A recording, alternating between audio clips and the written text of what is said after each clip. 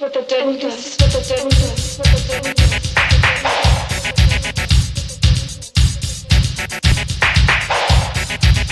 And this is what the devil does. What the devil does.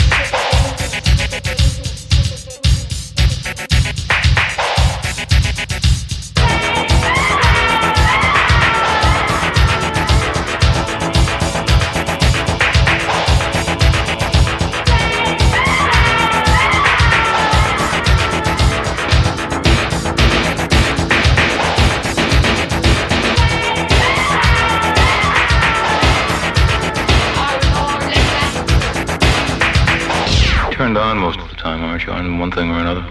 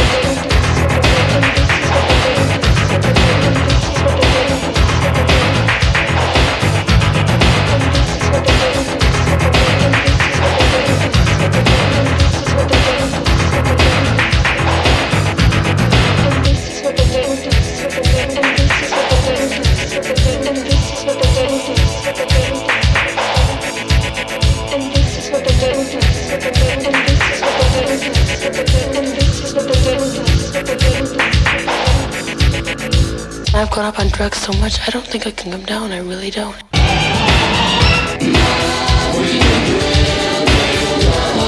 And everybody thinks I'm high, and I am.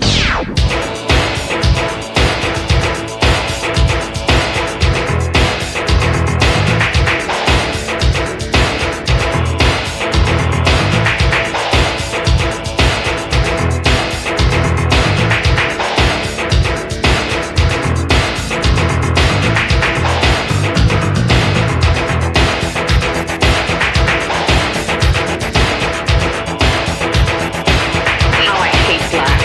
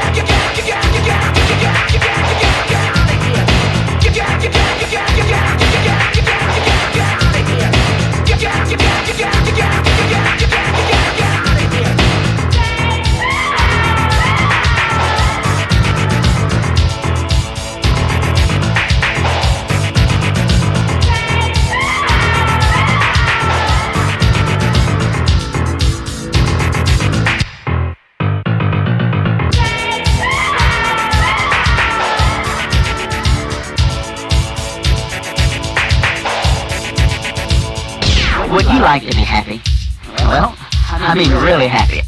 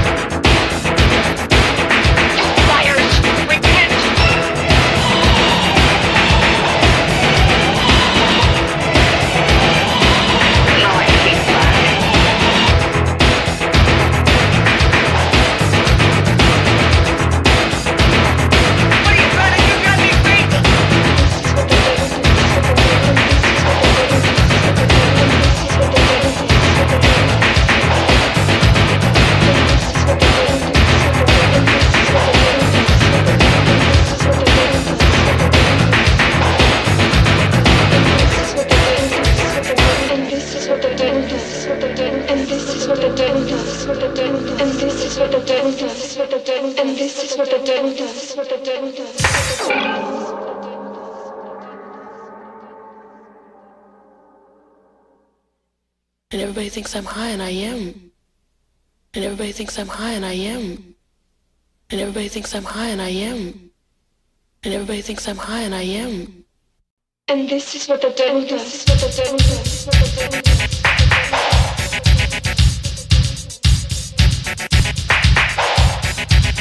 And this is what the devil does. What the devil does.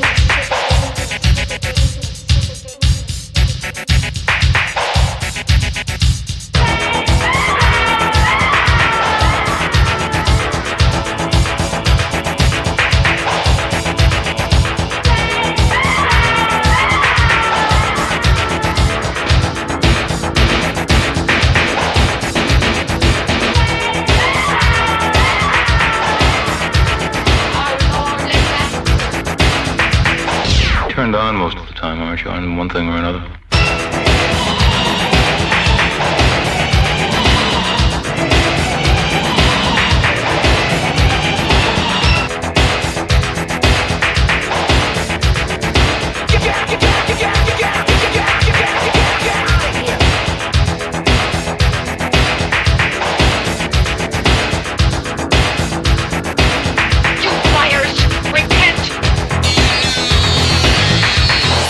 Crazy.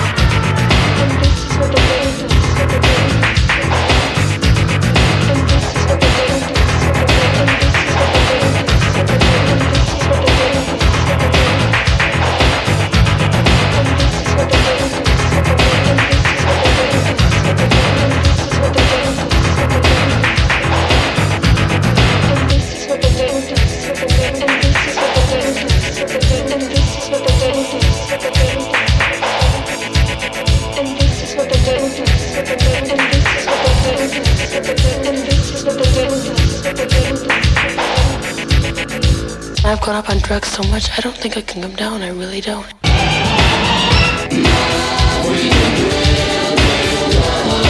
And everybody thinks I'm high, and I am.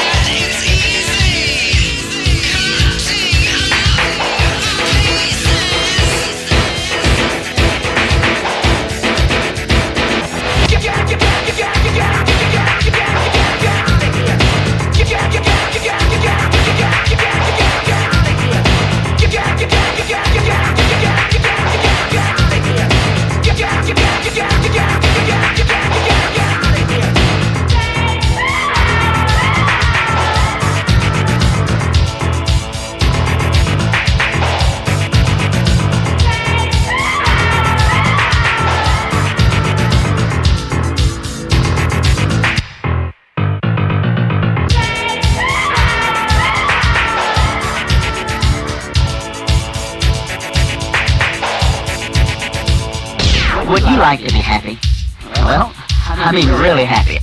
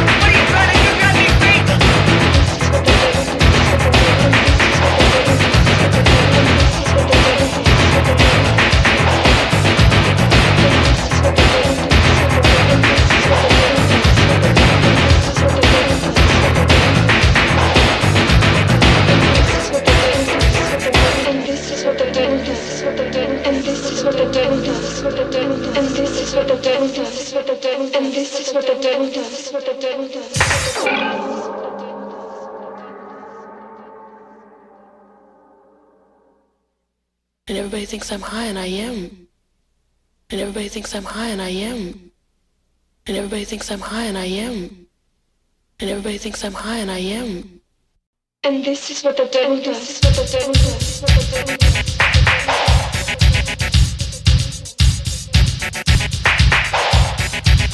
And this is what the devil does. What the devil does.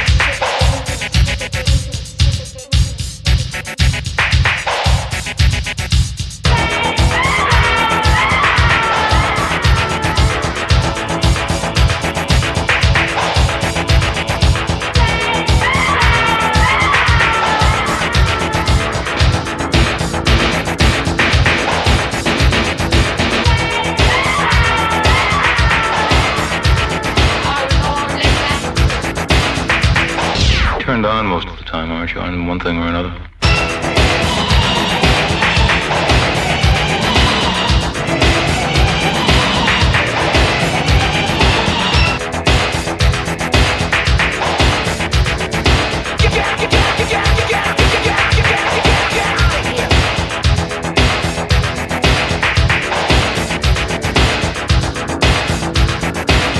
You liars, repent!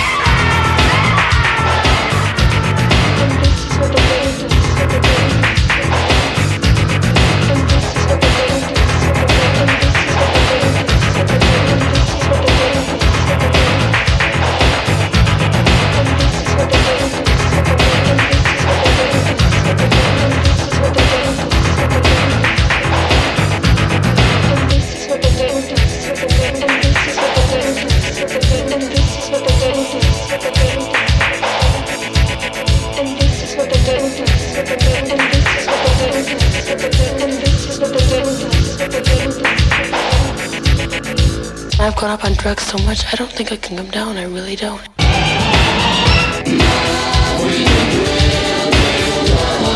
And everybody thinks I'm high, and I am.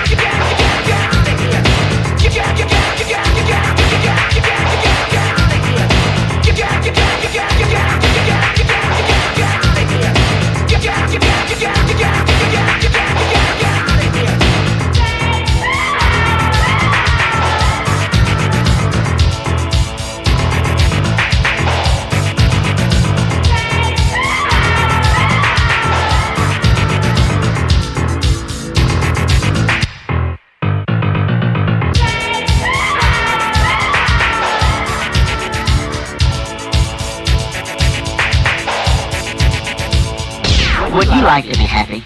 Well, I mean really happy.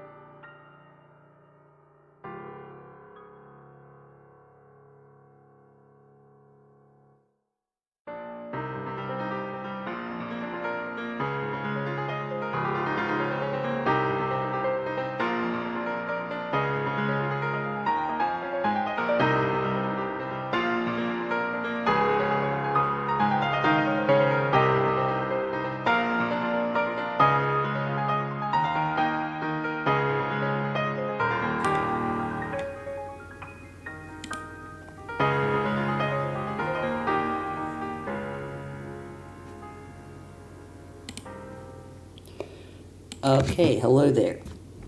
Let's get started. Okay, so,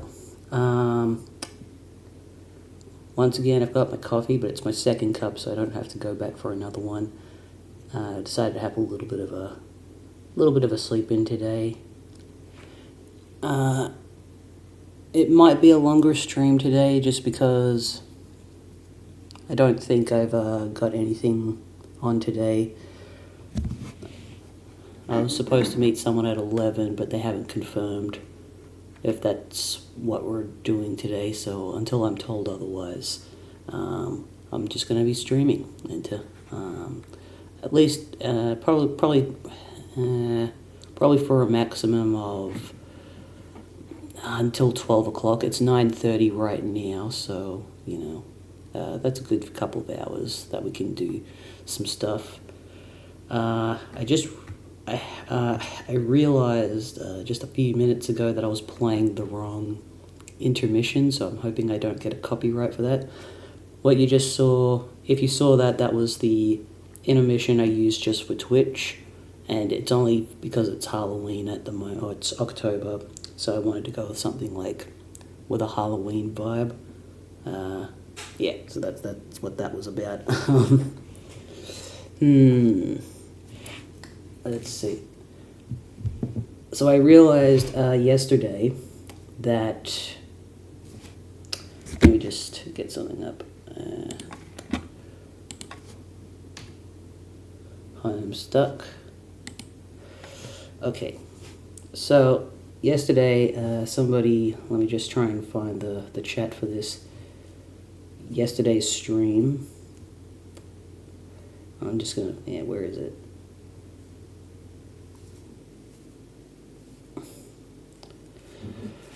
So yesterday I finished on this page called End of Act 1, and then the following thing that I haven't seen yet is Years in the Future, but Not Many, which I thought was going to be the beginning of Act 2.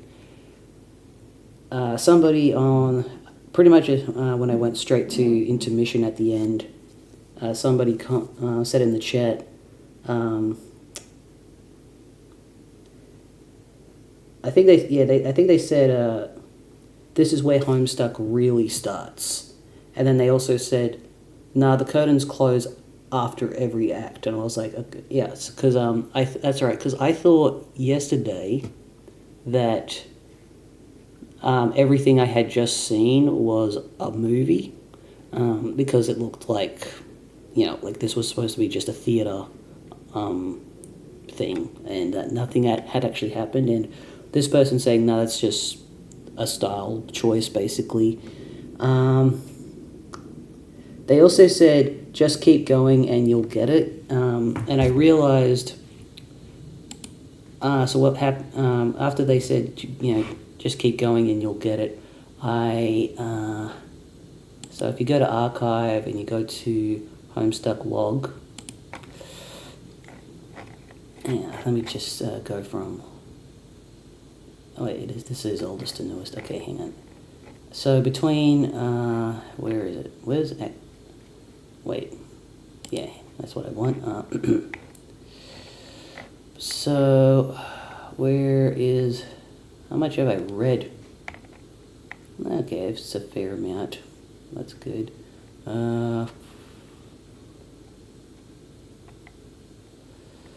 That's the end of Act 1. Okay, so it turns out between Act 1 and Act 2 there is this thing called Years in the Future but Not Many. So I don't know what that means, but I think, I'm wondering if I should have read this yesterday, but if not, it's all good. But yeah, but I am excited at this point because this person's saying that Homestuck actually starts at this point, so I don't know if everything I just experienced was just supposed to be, what do you call it, a prologue, like a really weird, random prologue. It is always interesting when something starts off kind of normal, but then there's like this escalation as things go on and on and on, and it becomes something different over time. There's another webcomic that I've been meaning to read. It's called Tails Gets Trolled. And, it's mimetic internet speak. It's weird and stilted.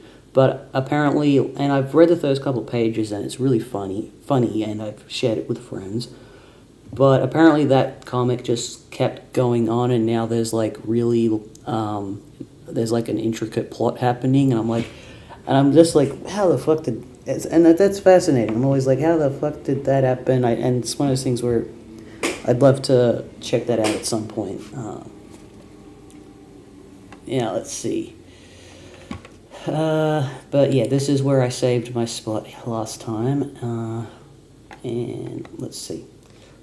Oh yeah, another thing. I'm testing something out. I've got my microphone in a box that I have lined with cotton balls because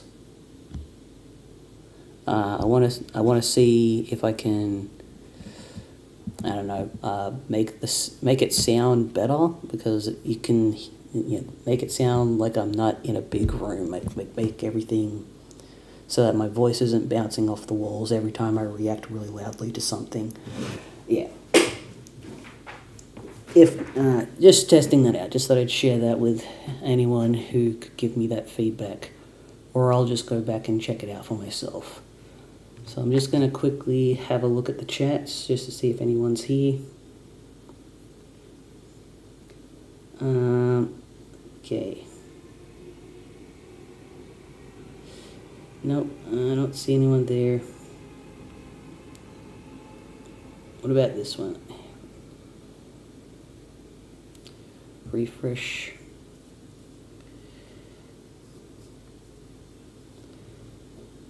Well, it doesn't look like anyone's here yet, but too bad. I've waited. I waited 30 minutes, and I just did some preamble, so I'm just going to go ahead now. Okay, years in the future, but not many.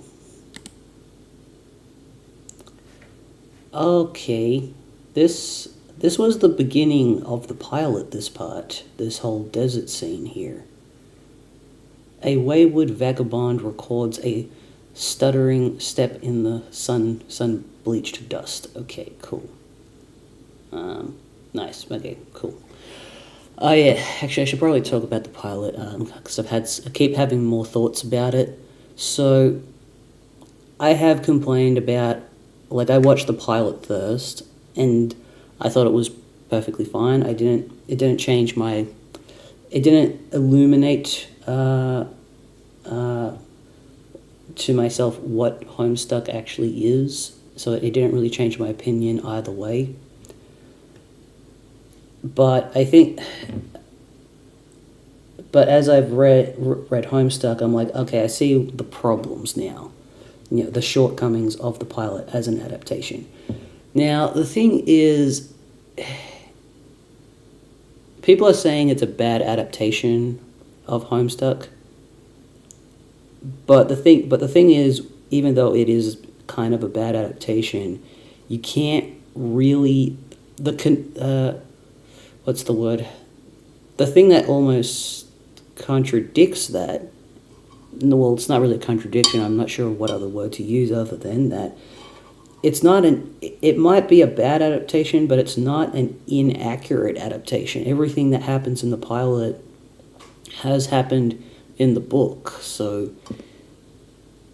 and I guess, like, the issue is, like, the tone, but I say that everything about Homestuck so far is a goofball, choose your own adventure comedy. And it absolutely, and I think that Homestuck being presented as a comedy did work in the pilot. So it's not. So in terms of, like, the tone, it definitely did grab the tone. Yes, it's very fast paced. Like, I wouldn't have wanted it to be this. I don't know. I don't think it would have served the pilot well if it had been slow paced.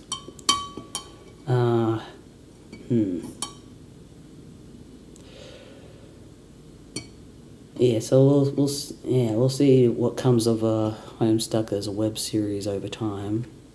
Oh yeah, and I need to bitch about something.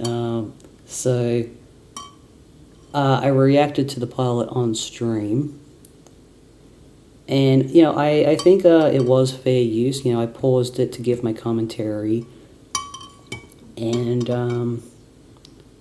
I think, and it was, I think I talked over parts of it, and in my opinion, it was an act of fair use.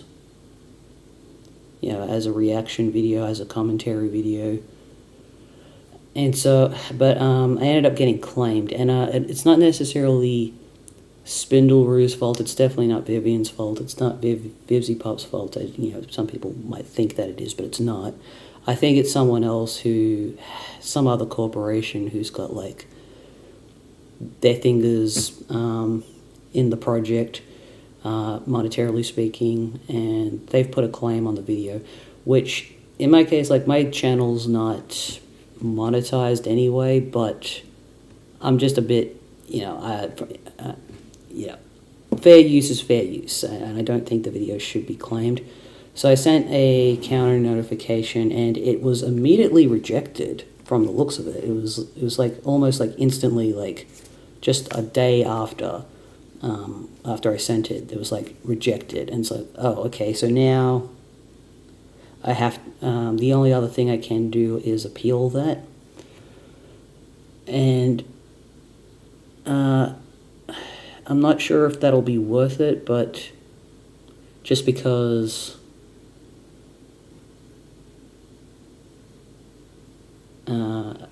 I'm not sure it will be worth it, but like I do feel pretty strongly about the fact that it is fair use, that I think I will. I just have to be very careful about it, how I word myself, because if it gets rejected, then that means I'm going to get a copyright strike on the channel. And maybe I can't afford that because I probably can't afford that because I don't have any I've never had a copyright strike on my channel before, but still, it would be nice to have like a clean, keep everything in good order. Maybe it's not really worth addressing it until I do get monetized, though. I don't know. Maybe I should wait till I get creator tools, because if you join the partner program, it's not just about the money, it's the fact that you can also get in contact with YouTube, from what I understand, because I would hate to like get in contact with YouTube via Twitter, which is the only other way to get in contact with YouTube at this point. YouTube needs to get on Blue Sky at some point. Now, let's see, this has a hyperlink. Okay, a wayward vagabond records a stuttering step in the sun-bleached dust. So this is Act 2, so I could go this way or I could go this way. But I'm going to go this way just to see what happens. Okay. MS Paint Adventures. Okay, so some guy's walking in the desert. This happened at the beginning of the pilot. He's covered in bandages. He's down a spaceship. Probably. Oh my god. It's the Thing. What is that? This is part of the thing that was in the game. Okay, so is this like everything got blown up and now this landed somewhere in the desert, many years in the future, but not many? Okay. Fascinating. Alright, let's go to Act 2. Let's begin Act 2. Okay. Yes, I remember this website.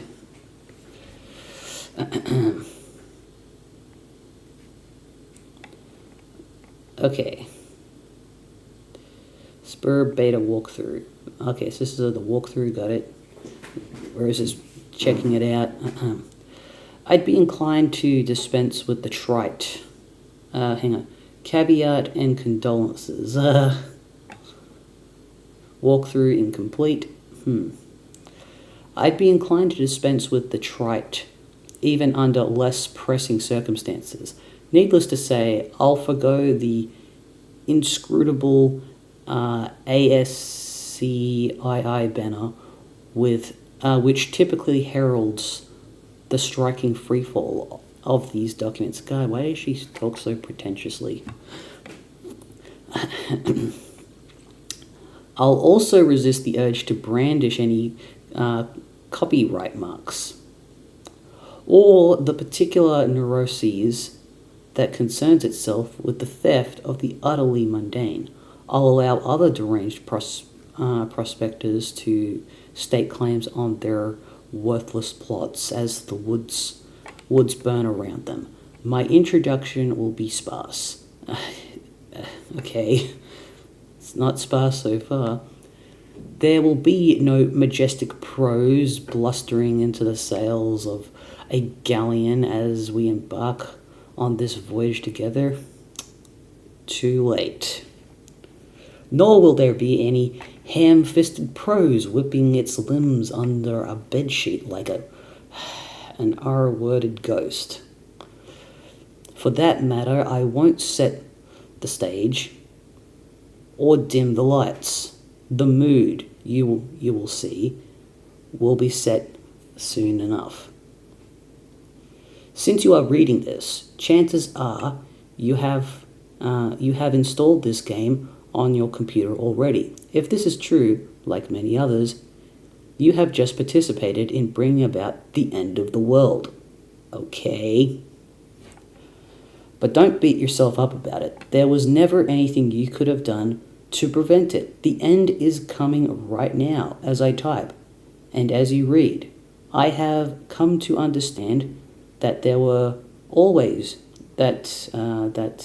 we were always doomed through our collective ignorance, and now further doomed by those few who know and struggle to flee. If you're lucky, you'll be among the smaller subset of the latter who are successful.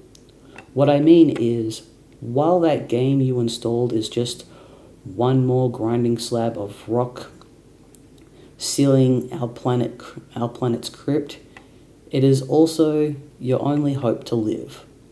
I'm presently faced with the same conundrum as you, and though I speak with more experience, my own outcome is far from assured. I will play the game, as much of it as there is to play, and record my findings here. If you want to live, you will do as I instruct. My condolences. Okay.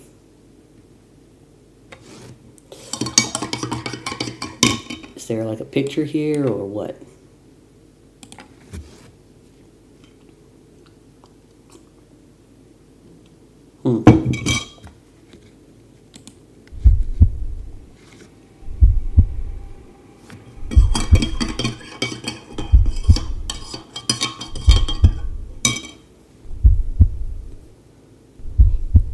Okay, we've got a heartbeat happening.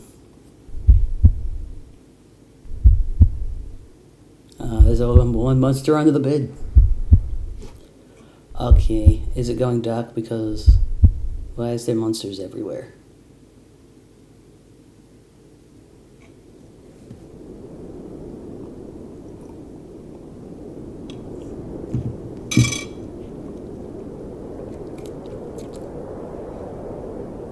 What the dip happened?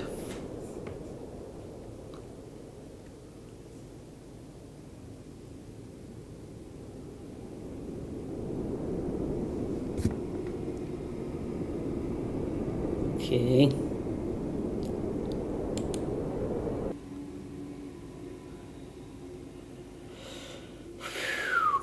The kernel divides the two halves. The kernel divides. The two halves go their separate ways, leaving behind the sprite portion. Okay, the sprite, yeah. Whoa. Sorry, I just want to see that animation again.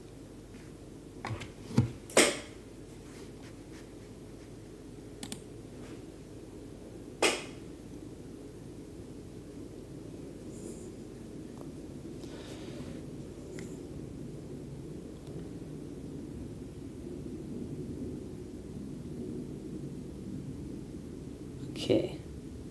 Boy.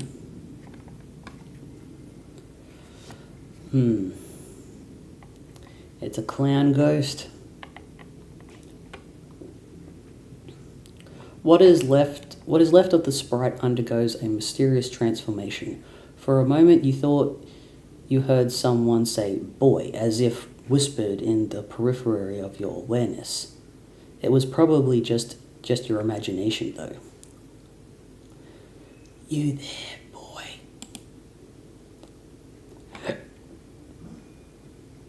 Wait. Oh. Oh, hang on.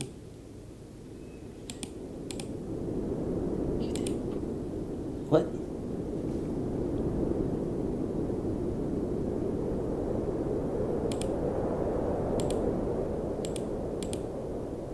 It looks different now. After you bit that apple, your whole house seemed to be transported somewhere.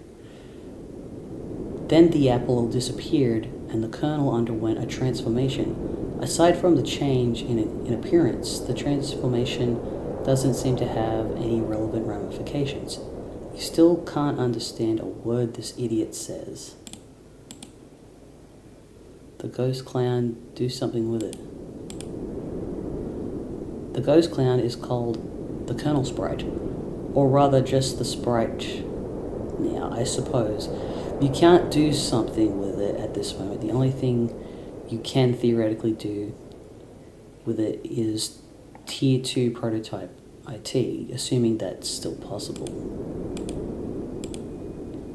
His name is John, you nincompoop. What would you like, boy who is John, to do? Obey my commands, John boy. And those commands would be, I would like the boy to interact with this environment in a constructive manner. Maybe you should be a little more specific. Have the boy assess his current situation. I'm afraid I can't have the boy do that. Tell him to do it yourself. Okay. What the? He can walk around. Boy, open this door and walk through it, okay? What the heck? Actually, I want to go back.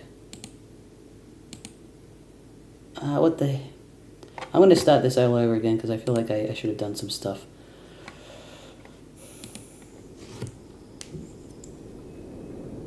Okay, just click this.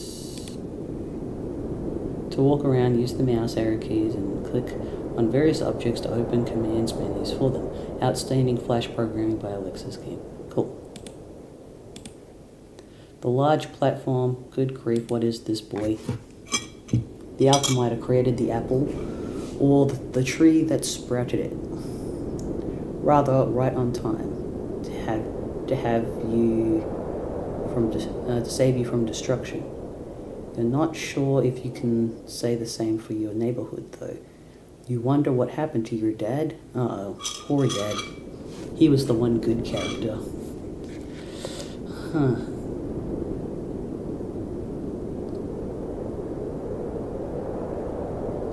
Let's see, the alchemy.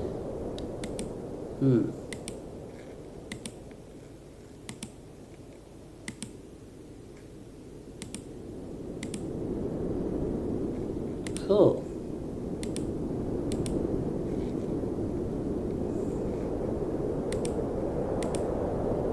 Just like a point and click, basically.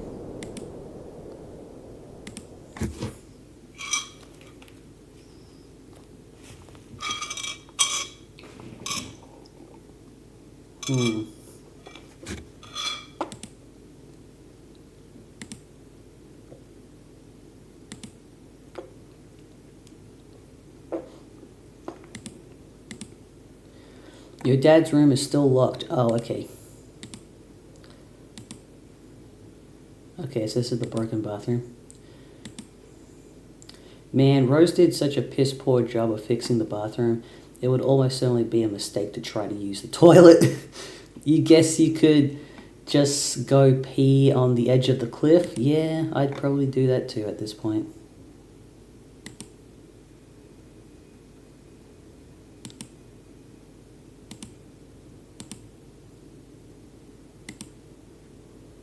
Yeah, let's look through the window.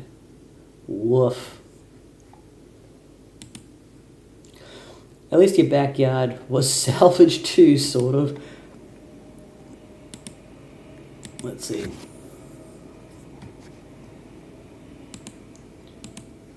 The man, the myth, the legend.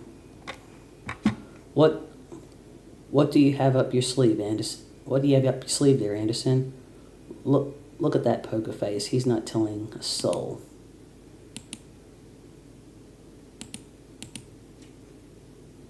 Yeah, I think that's all the rooms so far.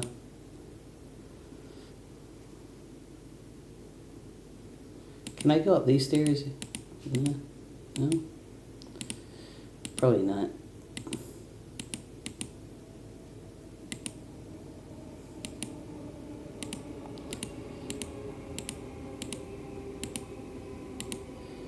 Okay. What is the meaning of this rubbish? Okay, you have to admit it. This one's pretty funny. I don't get it. A small dessert tray? In retrospect, sorry, that's my coffee machine going off for the last time for today. Let me just check the chat and see what's going on.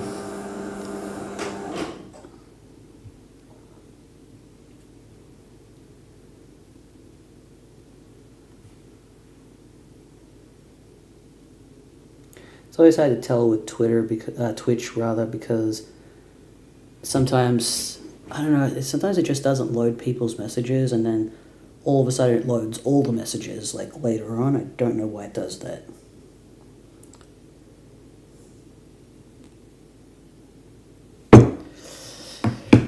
Okay.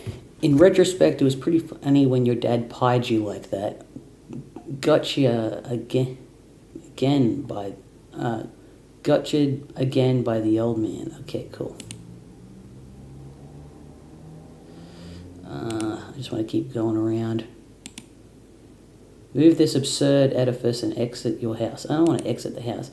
Use this to reseal that opening there. Okay. If only putting the lid on the Crookstruder would undo all it's done. Alas, Pandora's tube has been opened. Okay.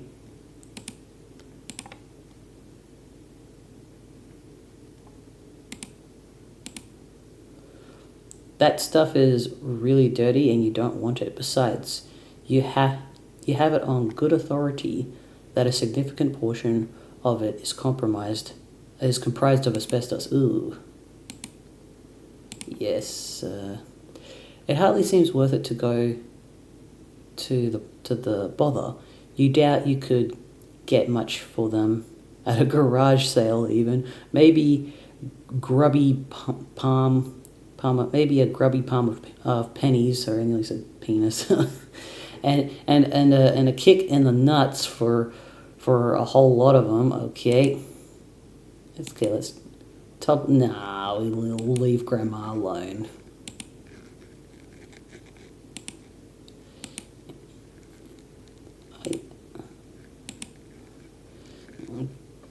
You're so glad your dad wasn't watching when you did this. He never would have let you hear the end of it. Yeah. You play your favorite haunting refrain.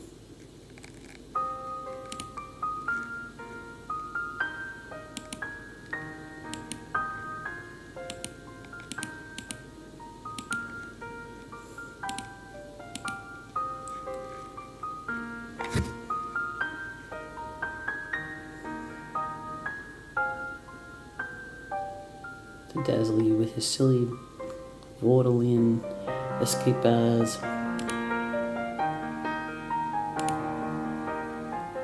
Consume not. No, you won't. You would, but you're not sure if this is. That's true. Okay, well, we don't want to die from Dad's pranks.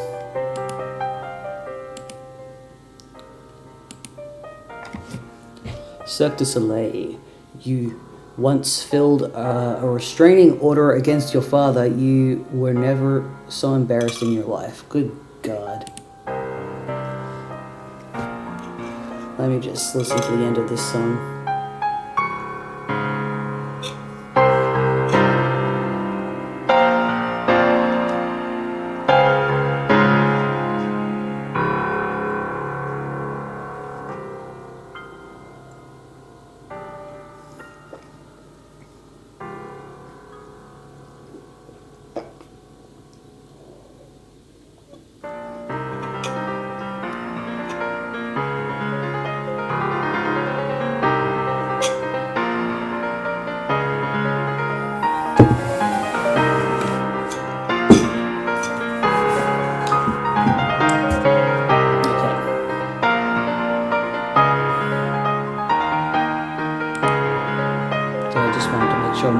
microphone was definitely on. I think I should leave. No. No. Let's see. Yeah, let's return back.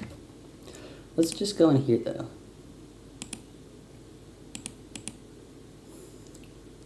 It looks like there's blood everywhere, but it's probably just cake.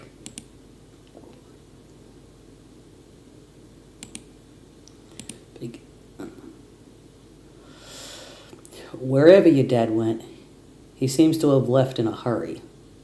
For all his absurdities you have put up with, you sure wish he were here right now. Yeah. This book is too big for a young man, stupid boy. Colonel Sassacre,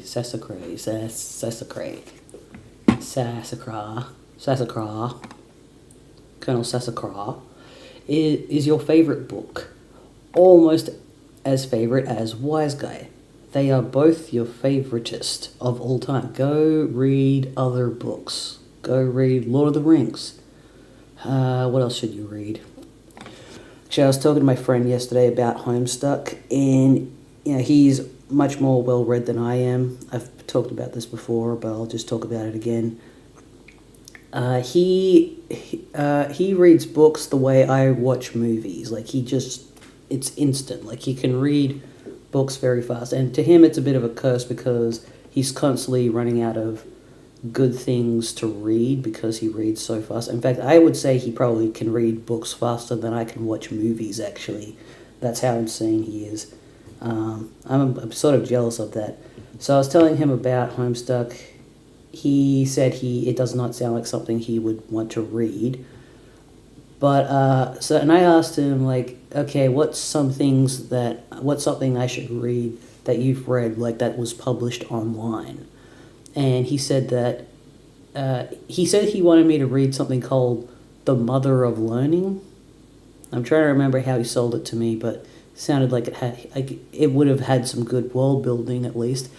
Oh, that's right. I remember I brought up the fact that, like, one of the things that people don't like about the pilot for Homestuck is that the whole thing about capture logging and silodexing, like, that's not explained in the pilot. It's shown in the pilot, but it's not explained.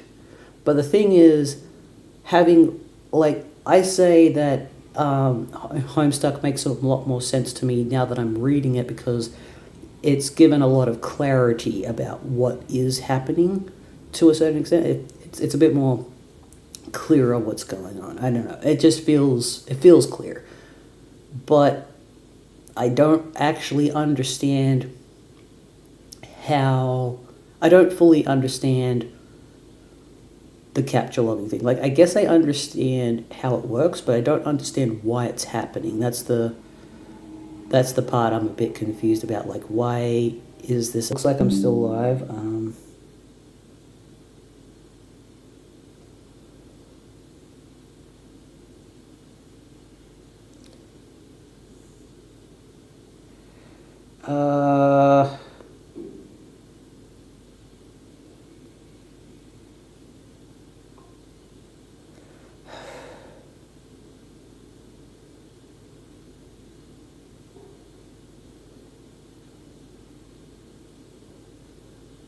What the hell happened?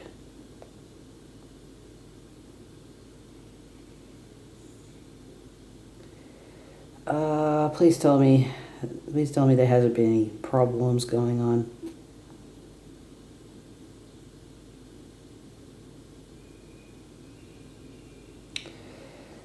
I have a bad feeling something happened. I've got a bad feeling about this.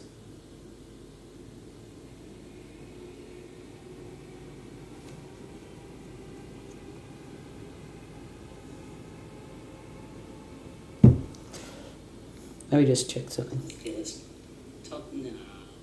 I'm just replaying this just to see if we've got any problems technical wise.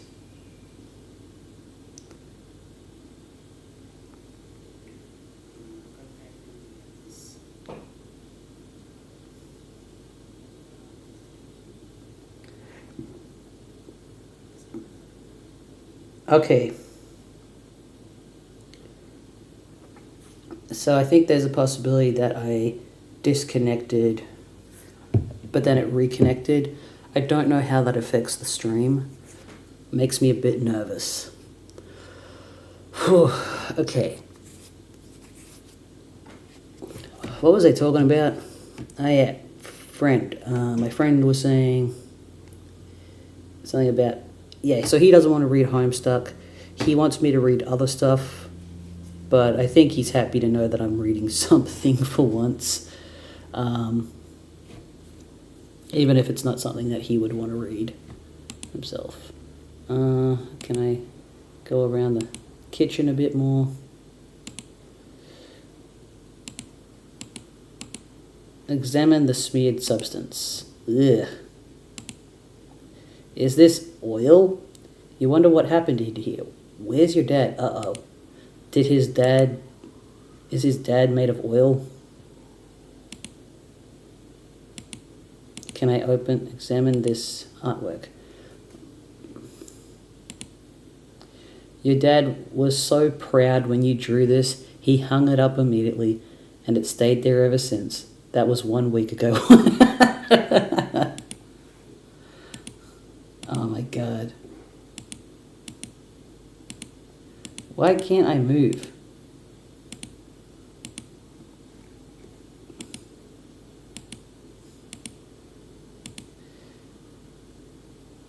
Do I go here or go here? I'm gonna open this door and see what happens. Okay, the phone doesn't work. God damn.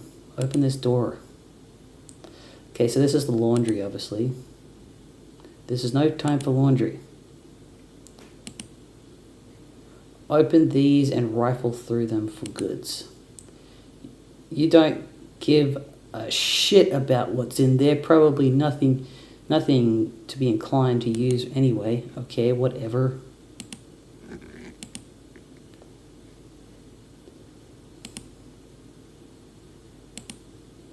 Go back into the luncheon parlor. Okay. Okay, what about here? Where does this door go? Exit boy, exit boy. Okay, sorry, I just want to hang it. Okay, so I'm starting to understand why it's called Homestuck. Ooh, sound effects. We're in a void. So he's been blasted to another dimension, his whole house. So he's literally stuck in his house and it's been sent to another dimension. Interesting. So yeah, that was as far as prologues go, that was pretty good. All of Act 1. I'm glad it took its time getting to this point. Like it didn't just like immediately start off with like an explosion or something. It was like, yeah. I guess I will give Homestuck credit for being patient with itself, even if others might not be patient with its pacings.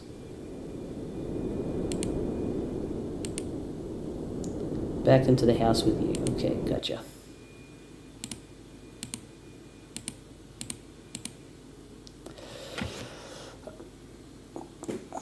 And I think maybe the Homestuck series could have a similar effect with needing patience, because if they keep going ahead with more episodes, it's going to be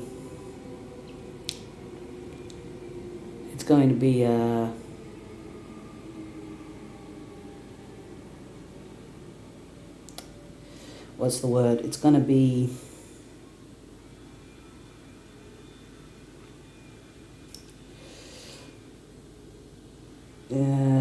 oh yeah, hang on. I was just sorry, my thoughts got interrupted by my other thoughts. So I think that if so I was just thinking about like people saying that the pilot failed as a proof of concept, and I think sometimes people have too high expectations for pilots, to be honest. Because I'm just thinking about the time I saw the pilot for Avatar: The Last Airbender, and that was pretty crap. It was pretty crap, that one. What's another one? I don't know, some pilots are really good, like Korgoth the Barbarian, that was a really good pilot, but that never became a series, unfortunately. The Simpsons was also pretty rough when it started. The Homestuck pilot, like, I feel like it presented the characters pretty well. It was like, hey, here's the characters, here's their dynamic. So it succeeded in that regard. And, it showed some of the settings, Rose's houses, like some sort of goth house, some sort of gothic manor. And it also got across its art style very well. So, there you go. And I think that should be, like, the main takeaway is that.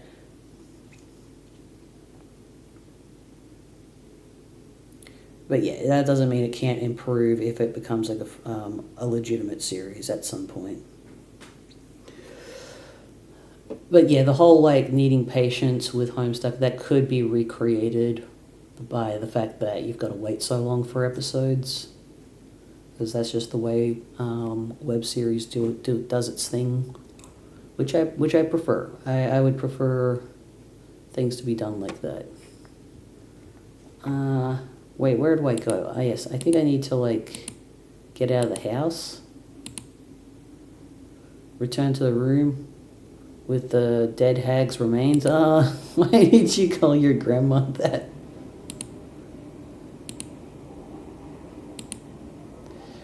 Okay, whatever. Is there a way out of here? No, there can't be a way out of here. You already got out.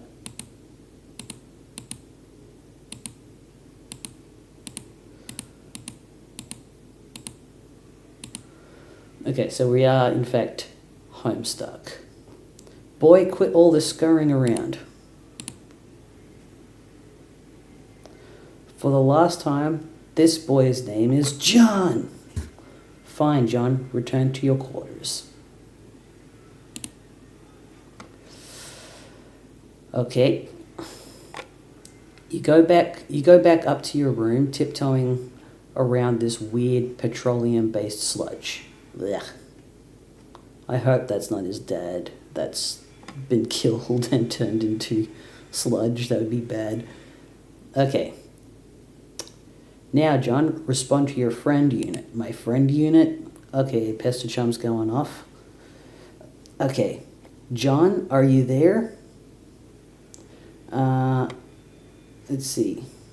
Tentacle therapist is now an idle chum. Hey, yeah, I'm here. And not dead, I think.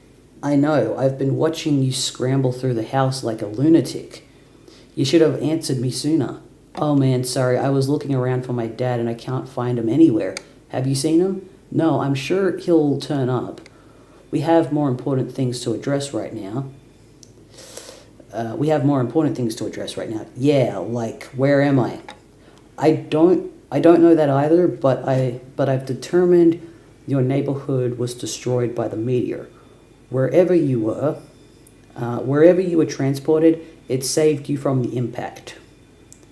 I've been reading reports in the news. Over the last few days, there have been many smaller meteor collisions with people's homes around the world, and they seem to be getting bigger. Yours was the biggest they've identified so far.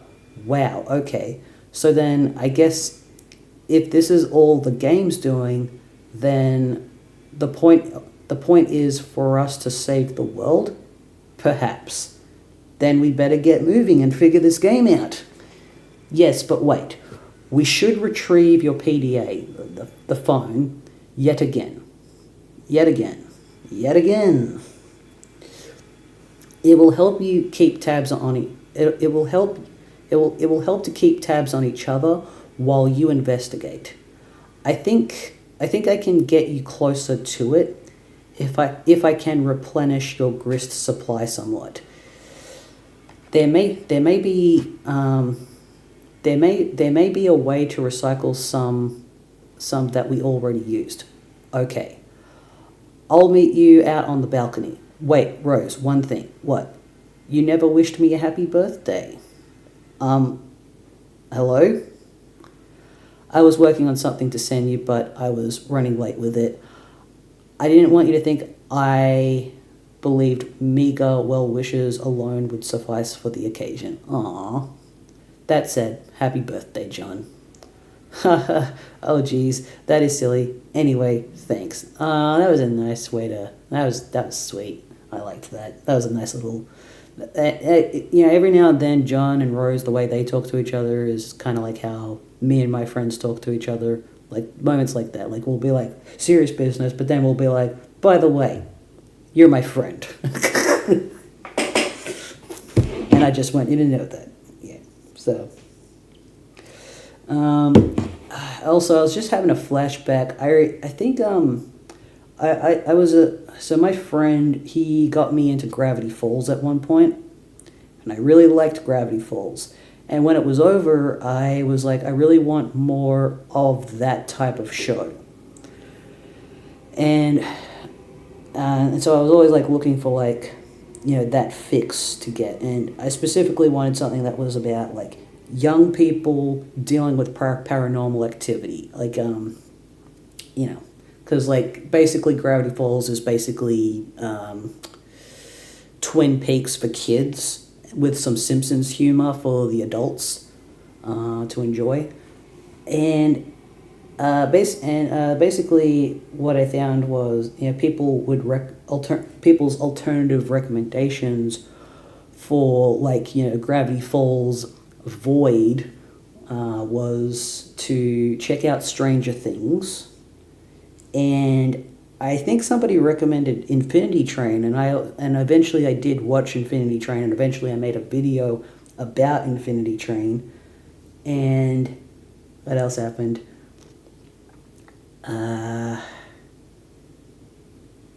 So the Infinity Train, and then what happened then? But also I think somebody did say, you should check out somebody's alternative recommendation was Homestuck. But at the time I didn't want to read Homestuck, and it seemed inaccessible to me at the time to read Homestuck. Not anymore now. I've mentally gone past that.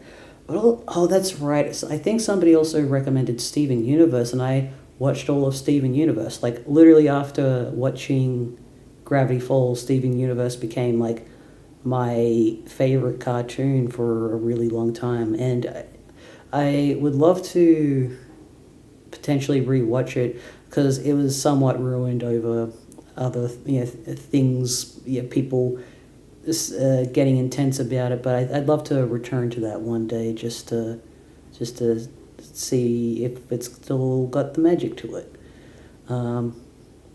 Because I feel like I could, I'd love to rewatch it again just to like, cause, I don't know. Anyways, let's not worry.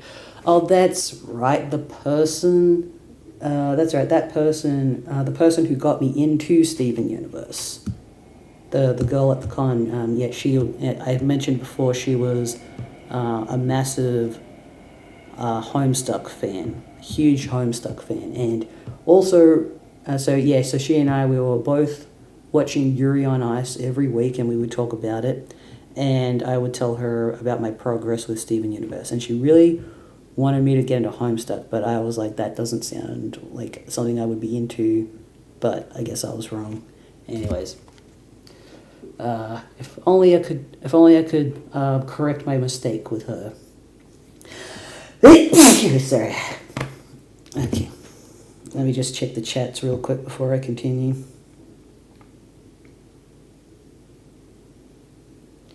I'm so sick of that one particular, that person that's like, I don't know, it's not a person, it's a bot that keeps saying, hey, buy viewers. It's like, I don't want to do that. I'm not spending money on that. That's so dumb.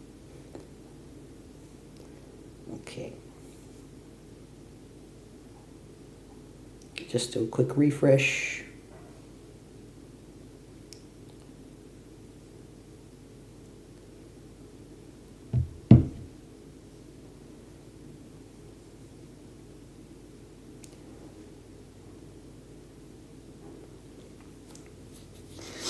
Okay, let's first take the fabric item on the floor there. Okay, cool. Let's do this. Okay. The towel? Why? Oh well, you're the boss. You capture log the towel. What now? Do as the purple text says. Do as the purple text says. To the balcony.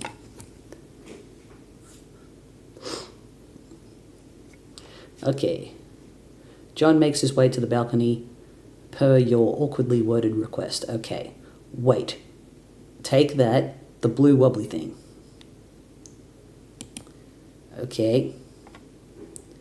You whimsically decide to capture log the totem, which was used to create the apple tree earlier. John, recycle the grist, as was dictated by your cohort, my cohort. Okay. John cannot do anything with the grist as of this moment. That is up to the spurb player. Uh-oh, I see. Okay. Yes, that will suffice. Rose deletes the perfectly generic objects. 6 units of build grist are restored to your grist cache. Okay.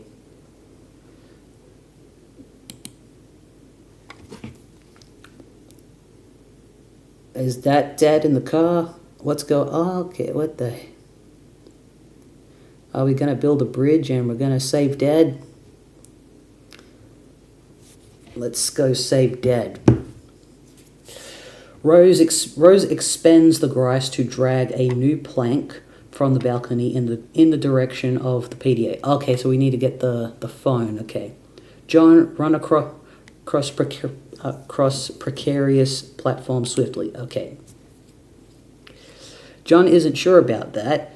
It's a long way down. Yeah, fair enough. Don't let the void eat ya. Boy, I said make this haste on the narrow catwalk. Boy, I said make this haste on the narrow catwalk. Sorry, just...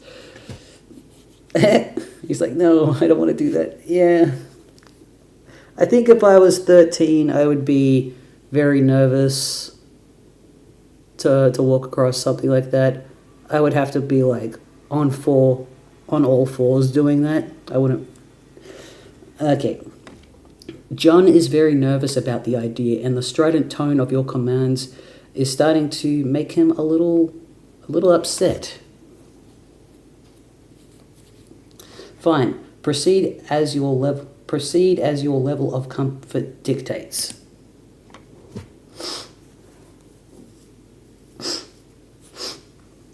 So he says, hurry up, and he says, okay, don't hurry up, but you have to do it. Okay, you don't have to do it fast, but you do have to do it. Okay, so just, don't stop. It's like, I went to Africa at some point this year, and you've got your cheetahs, which are really fast. That's how they're good at surviving in the wild. But then you've got your elephants and your lions, who are not fast, but they are strong. But then you've got African wild dogs. They are neither fast nor strong, but they never stop. They have what's the word? There's a particular word. I forgot what the word's called, but we'll say they have endurance. They're not fast, they're not strong, but they never ever stop, and that's why they will win. If you got a pack of them following you, they're not going to stop following you. They'll just take a bite out of you, leave you alone, but they'll keep following you, and then they'll take another bite out of you when they get the chance, and they'll just keep doing that until you go down. Like they'll just, like you won't be able. Yeah, it's a very So anyways, that's how I'm sort of like, I'm comparing John's abilities to an African wild dog. As he's not fast, he's not strong, but he has endurance if he keeps going. He's just got to keep going and never stop. You cautiously walk within range of the PDA.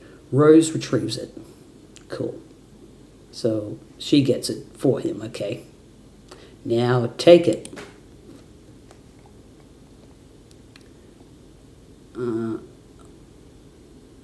What just got kicked out just then? Oh yeah, it's one of those Harlequin weird things. Okay. You grab the PDA, launching one of the Harlequin figurines into the night. You can kiss that one goodbye. Hell yeah.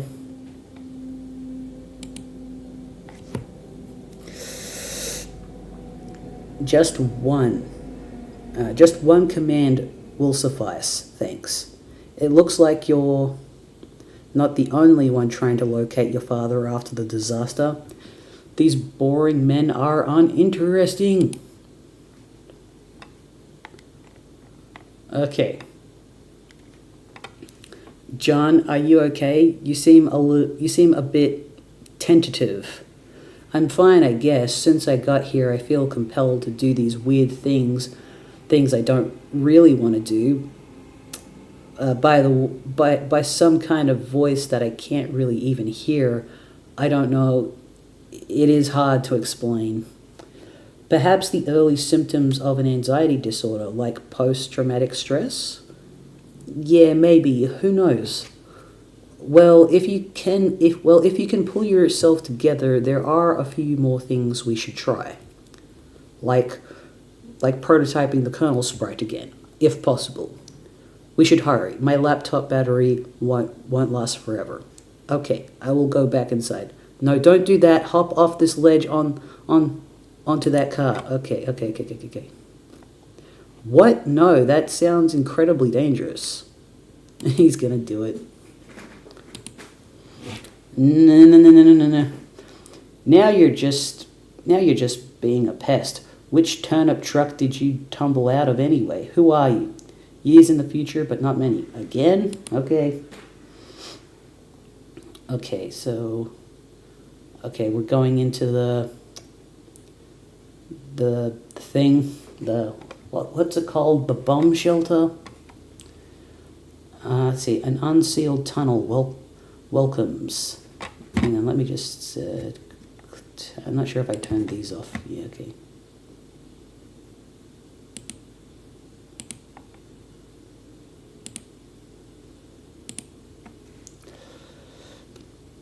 An unsealed tunnel welcomes hot desert air into the stagnant depth.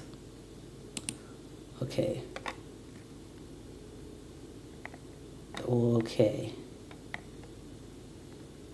Who is this guy? Oh my god, he's watching us. Oh, is he the sprite? Boy, you there. Boy, whoa. But who is the sprite? Okay, I am so confused by like the universe within a universe, within a game, within another universe. I just want to know. This is the incomprehensibleness of this comic. The world that's right. So I think this is why my friend wouldn't like to read this, because he loves world building. He really loves world building, and he loves Brandon Sanderson's takes on world building. And I also would recommend watching Brandon Sanderson's lectures, his university lectures on world building and writing in general. He's put that on his YouTube channel for free. Very informative.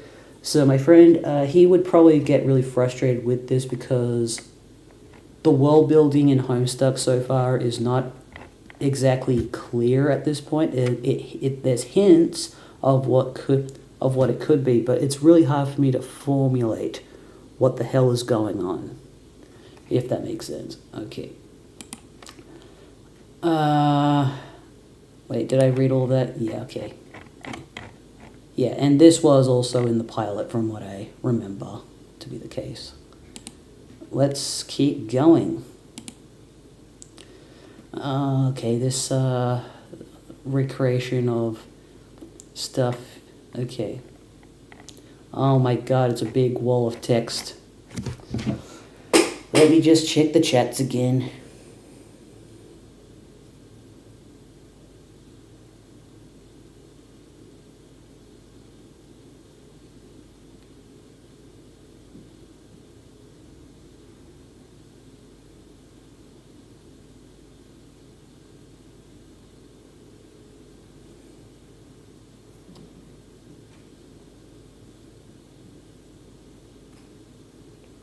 Nah, nothing to respond to at this point.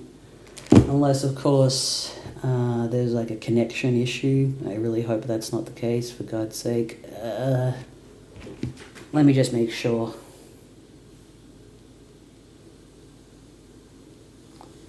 Testing. Nothing to respond to it. Okay, yeah, it's all good. It's all good. I'll just keep reading. Upon connecting with the client, an examination of the basics. Upon connecting with the client user, you, the server user, will be met with a control panel allowing you to manipulate your co-player's environment. You will find that you are allowed to deploy your items at no expense. 3 of these are rather large machines, and 1 is a punch card. It's quite possible that you have already deployed some of these before reading this. If this is the case, and you have activated the machine called the Crookstruder, such that it displays a countdown, you must proceed to section A100 of this walkthrough immediately. The life of the client user depends on it, and if your co-player has activated this device in your environment too, then yours does as well. If not, please refrain from doing anything with the Crookstruder aside from merely deploying it. This will buy us some time to think things through properly, and to go over the basics of the game before you find your soft, easily punctured head in the jaws of the lion. As mentioned, there are 4 items to consider, each playing a role in the process which appears to have a singular purpose. To manufacture objects out of thin air.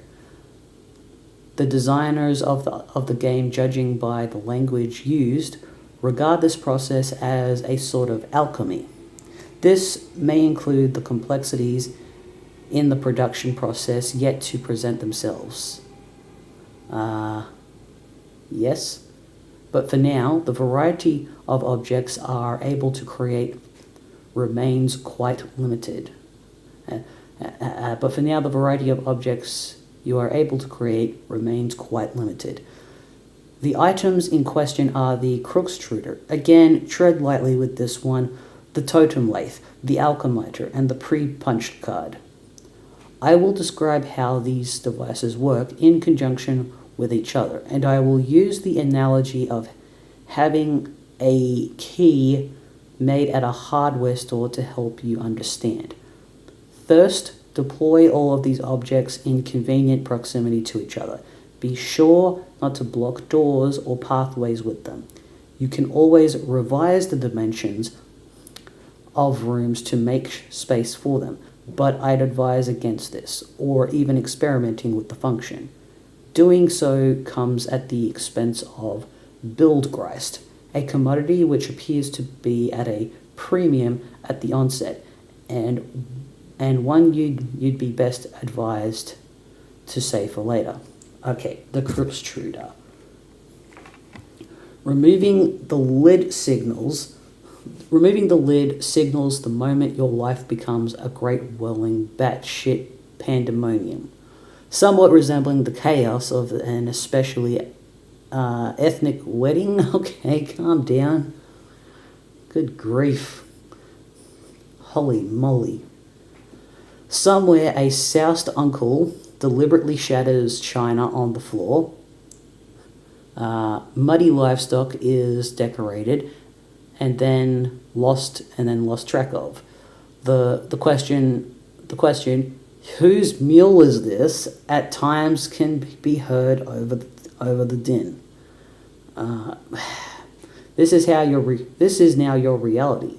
But aside from that, it marks the beginning of the process I am about to describe. The countdown begins, yes. Also, an entity called the Colonel Sprite is released. But neither of these things are all that relevant in this process to my knowledge. More on these things later. What is relevant is the unlidded Crookstruder's ability to dispense Crooksite dowels. It will dispense at least one. Though I suspect it is capable of producing more. Given parameters I'm not yet familiar with. In the key-making analogy, these dowels represent the uncarved pieces of metal which the hardware store employee retrieves from a drawer or a rack and sets about carving into a key. The two following items are needed to do the carving. Okay, pre-punch card. It is a simple Silodex. It is a simple Silodex card containing an item. There is evidence to suggest the specific item it contains is variable from session to session. The card I deployed contained a blue apple. Yours may be different. It shouldn't matter, hopefully. Additionally, the card, as you may guess, is punched, like one used with antique computing systems. The pattern of holes comprises data, which I believe corresponds to the instructions for creating the item the card contains.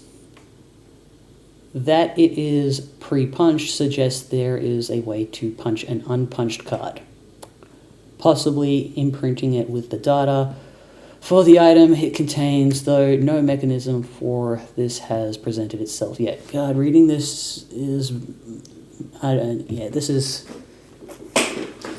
I'm not particularly enthusiastic about having to read this because it's so fucking technical.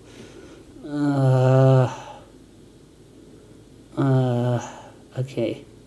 Sorry, I just had to, unstress my brain from everything I just had to read just then. I shouldn't be reading this. My friend should be reading this. He'll have an easier time with it. It might not be his thing, might not be to his taste, but who cares? Oh, that's right. He was sort of saying, how, I might talk about that another day.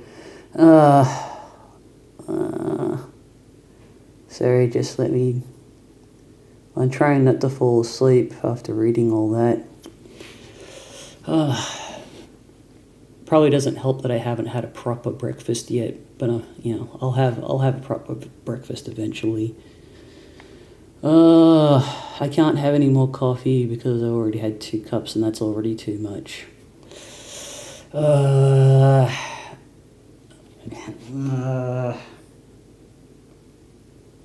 Am I only halfway through this? I'm a little over halfway. Okay.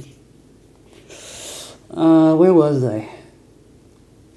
But the data on the card cannot be used to create the item directly. There is a middleman. That middleman is the totem lathe. Okay, cool.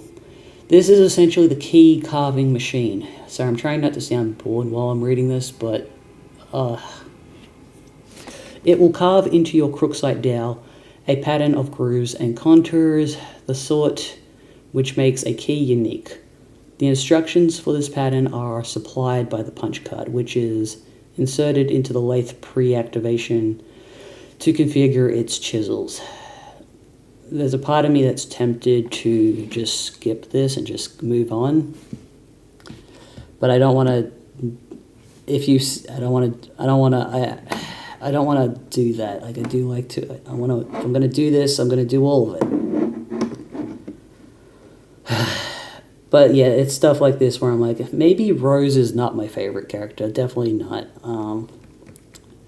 I felt like I probably will sympathize with her the most based on her home life, but not sympathize with her, sympathize for her based on her home life, but because, I don't know, I feel like she could be getting to the point a lot faster, and it doesn't help that she was talking very pretentiously before.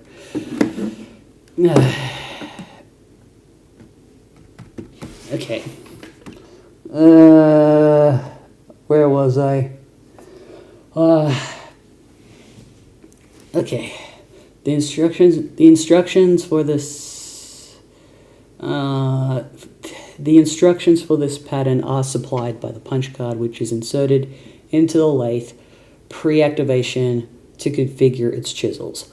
Once the dowel is carved, you have a totem serving as your key, which can then lead to unlock the card item through the alchemizer. But at this point, I will diverge from my key making analogy. God, she's using analogies for this shit. And switch to a barcode analogy. Oh, stop using analogies, just be direct. Which is not a terribly strenuous leap to make, since the concepts of a key and a barcode are essentially the same. Okay. One being a unique pattern of grooves, the other of varying black lines. Somebody said that this was the point, said that Act 2 is where Homestuck becomes Homestuck or something, and I'm just very unimpressed at this particular point because of all this density. I like density, but this is not interesting density. Okay, but it's just this one section, and then we can move on, and hopefully things will get interesting again. If you place a crooksite dowel, carved or uncarved, on the alchemizer's small pedestal, its robotic arm will scan the contours with a laser. Hence the barcode analogy. Good. Let me just... Okay, let's keep going. This is the machine's way of reading the data originally imprinted from the card, and transforming that data into a physical object. Okay. Though typically, this is not done without expense, I believe. An uncarved dowel results in the creation of a perfectly generic object, which is a seemingly useless green cube. Okay. The generic object, yeah, I remember that. It costs 2 units of build grace to make, and I do not advise you to waste your resources on it. There appears to be many other varieties of grist, ostensibly used in combination to create different sorts of items, which possibly offers some insight into the game's use of the term alchemy. But quite conveniently, there is an exception to this. Creating the item on the pre-punched card costs nothing. This is good, because creating this item turns out to be essential. Okay. Now that you know this, because I already experienced it in a more interesting way, having it described back to me, this is essentially a recap episode in a way. This is like... But it's somehow worse than a recap episode. No, it's not. Probably not. No, it's not worse than a recap episode. But it is like a recap episode. And I'm just not enjoying it like a recap episode. Where was I? Fuck. Oh, God, where was I? But quite conveniently, there is an exception to this. Creating the item on the pre-punch card costs nothing. This is good. Yeah, okay, I read that part. Now that you know this, you can, in your own time, begin the process. Once you initiate it, naturally there is no going back. So it's going to be an honor run, like on what do you call it? Baldur's Gate. You have to get it right, otherwise everyone's going to die. Where was I?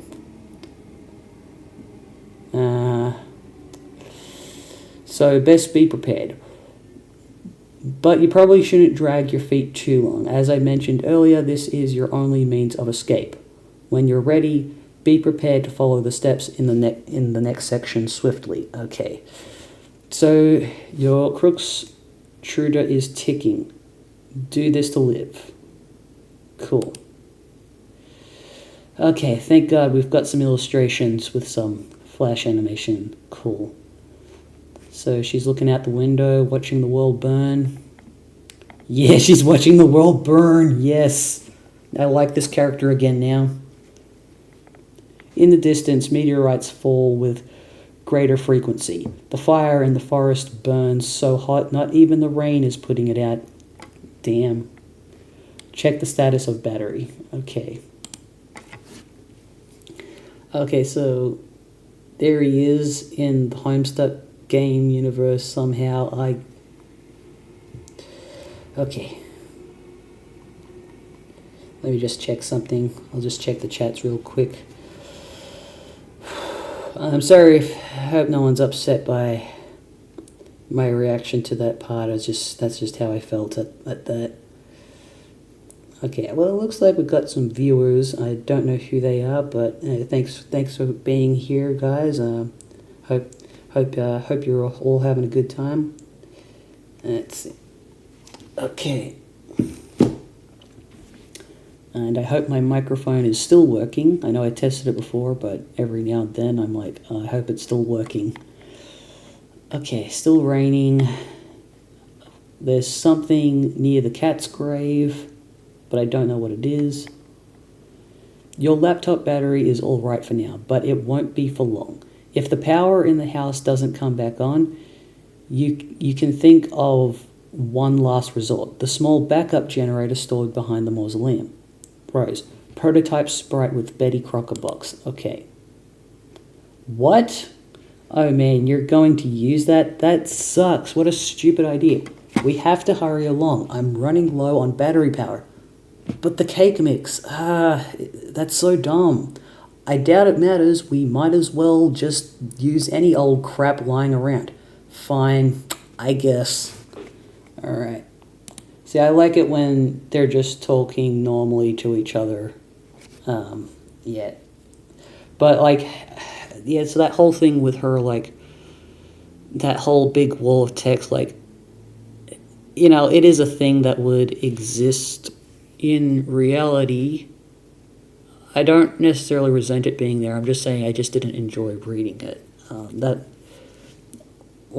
I think it does have its place to exist there. I'm just saying. Like, I appreciated something like, you know, it adds to the immersion of the story because it's her, like, because I read walkthroughs for games online all the time on forums, so not even walkthroughs, just other things as well, but yeah, particularly walkthroughs. So, and like looking for advice on how to beat Baldur's Gate, so I understand why that was there, and I appreciate its existence, and yeah, and it does kind of add to Rose's character as well. I'm just, as I said, I just didn't enjoy the experience of it. Kind of like watching Skinamarink. I watched Skinamarink recently, and that was a horrible movie to watch. It was mostly boring, but then all of a sudden it would be really horrifically scary in a way that I couldn't deal. So if I'm comparing that moment, that whole walkthrough read, to that of Skinamarink, it's better than Skinamarink, but Skinamarink at least had those moments, at least scared me, whereas I didn't really get anything out of reading all of that, because it was just a recap episode. Okay, the sprite is playing hard to get. You guess that's what you get for originally prototyping it with that with something that engenders mischief and pranksterism. Where is his dad? I'm wondering if this is related. It can't be related. Okay. Do the potted vegetable instead. It looks delicious. Is he like, are we trying to like, oh, that's right, we're trying to like prototype the Sprite with something, so we got some vegetables that we're gonna pot him with or something. I don't know. Pipe down. This is Rose's decision, not yours. Yeah, fair enough. Prototype Sprite with Sassacre text. Okay. Oh yes, sweet. Now we're talking. See if you can distract it. I'll try to sneak up on it. John, flail about in a distracting manner. Okay. The sprite finds the distracting manner in which you flail about to be rather distracting. Okay. Wow, what a distract. Wow, I'm so distracted by your distraction. It's like, okay. Okay, let's book this guy. The pesky sprite eludes the pesky sprite eludes you again. Not even the great Colonel Sassacre himself can outfox it. In narrowly missing with your attempt to create the Colonel Sprite. The Colonel Sprite. Oh, the Colonel Sprite. Okay, that's funny. You drop the massive tome. The entire house rattles under the astonishing girth of the book. So I just need to check out this animation, this flash animation.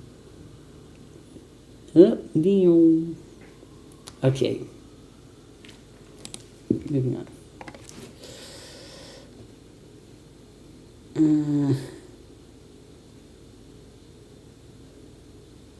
Far out.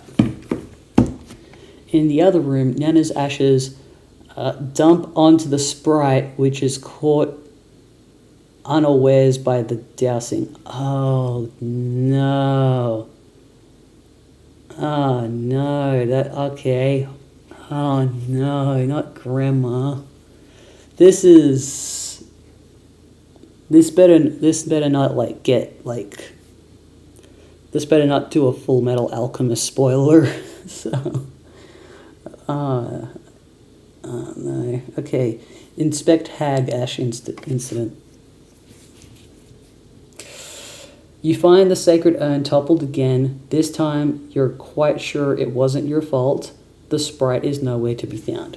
Remove Crookstruder from doorway. Okay. Okay, so something that I'm a little confused on is the meteorite related to the game, or was that just independent of that?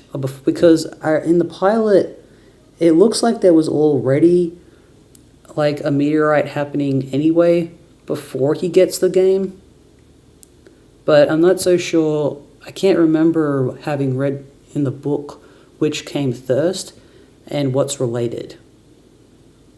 But if we're going by the pilot, which I assume is supposed to be accurate at the very least, it's pretty accurate. It seems like there was already a meteorite happening before he gets the game, and the meteorite incident doesn't happen quite yet in the pilot anyway. Like there's no impact at least. So yeah, I'm just wondering like how everything comes into play. Okay, let's read this dialogue. Oh man, where'd it go? I can't find it anywhere in the house. No time to worry about it. Oh, did it fall into the... Oh wait, no, we're just clicking on it. Okay. The next thing we should do is get your server copy of the game from the car. You need to connect to my client so I can repeat your steps and presumably join you, wherever you are. We should do this quickly, before my house burns down. What? There's a fire? There will be soon. Oh, geez. So move this thing already. It looks like it requires... Oh, geez. So move this thing already. It looks like it requires a lot of grace to move. I don't have enough to relocate the door either. How much do you have? 0. Oh. I thought about jumping to the car from the ledge earlier. That sounds really dangerous. I have a better idea. Meet me upstairs. Do again as purple words. Do again as purple words say. Okay.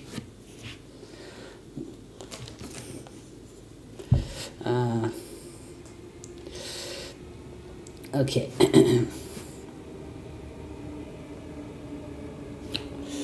You are about to head upstairs, but you thought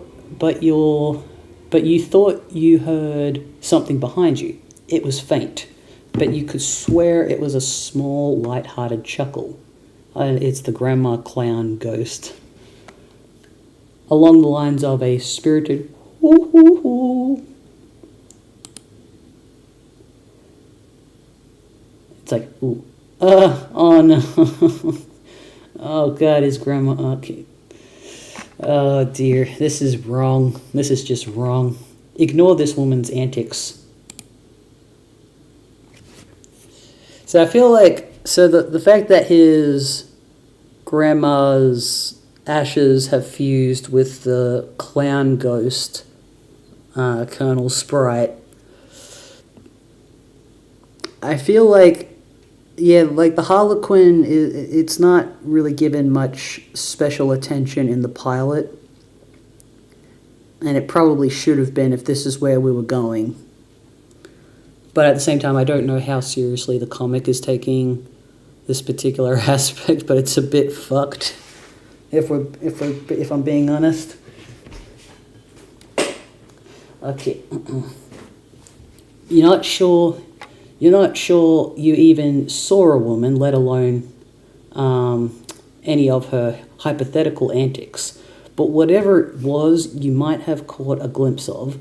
It sure, but whatever it was you might have caught a glimpse of. It sure gave you the willies. That is, yeah, we don't really say willies a lot in Australia. That's very much American vernacular.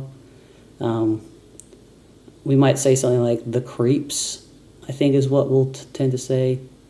Yeah, anyways. You head upstairs on your way to the balcony. Your PDA is acting up again. As in, your phone is acting up again. Indulge the device, but be curt with it. Oh, it's Turn Tech God is getting in contact with us. Oh my god, it's going to be a long one. Okay. Hey bro, check it out. I'm working on some new rhymes. Is he a rapper? Dude, I don't have the time for your nerdy raps. Okay, so he's a rapper, okay. Come on, this is hells of ill. Just listen. It sounds like you don't even believe me that I was about to get blown up. But I really was. But now I'm in some weird dimension that Spurb sent me in to do something. And now, on top of that, I think I'm being haunted by my dead grandma. Huh? For real? Yeah, it's true, but I'll talk to you later about it. I think I could drop some sick rhymes about all of this. Man, see, I just don't think all the rapping stuff is really as cool as you think it is. Well, yeah, it could go. It's either really, when it comes to rapping, it's either really, really good or it's really, really bad. Some people have talent and others don't. Okay. No, this will be dope as dope. Check it. No, I don't have. I have to go. Bye. Okay. So I think that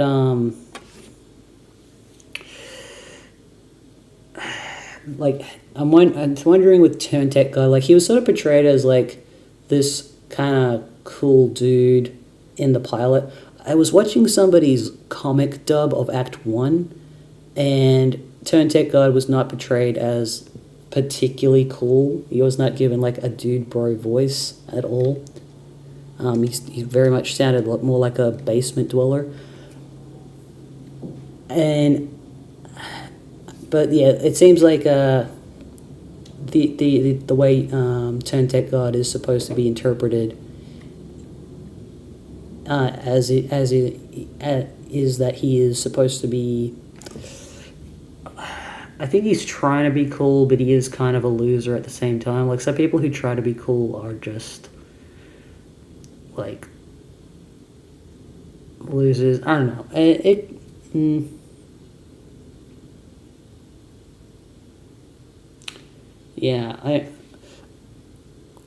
I guess I'm not entirely sure how I'm supposed to be taking Turn Tech God.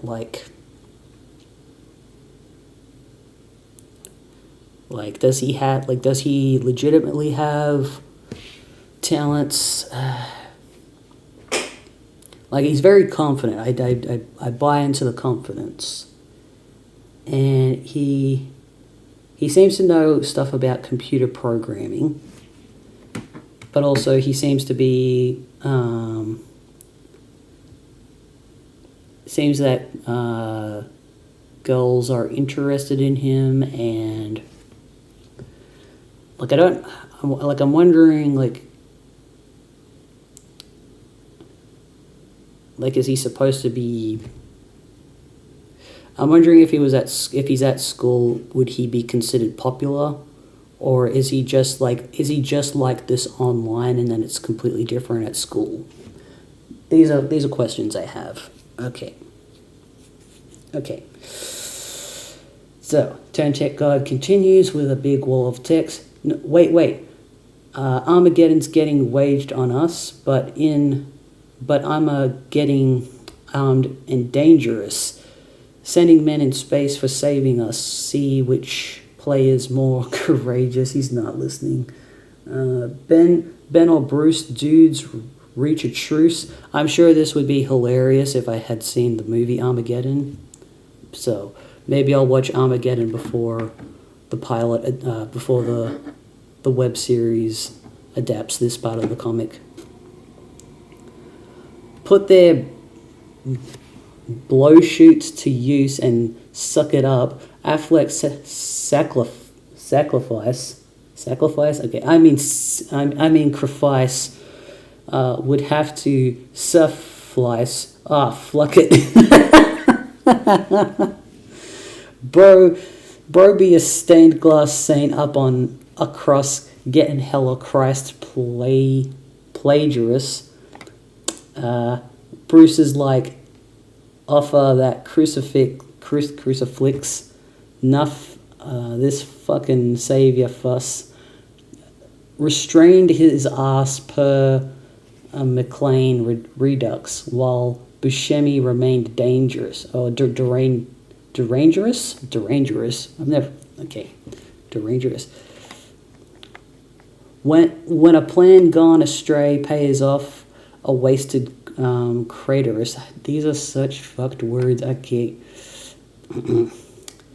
Ashtray catering to layers of Matt McConaughey's vague remainder dust. Wait, McConaughey wasn't even in any of those Meteor movies.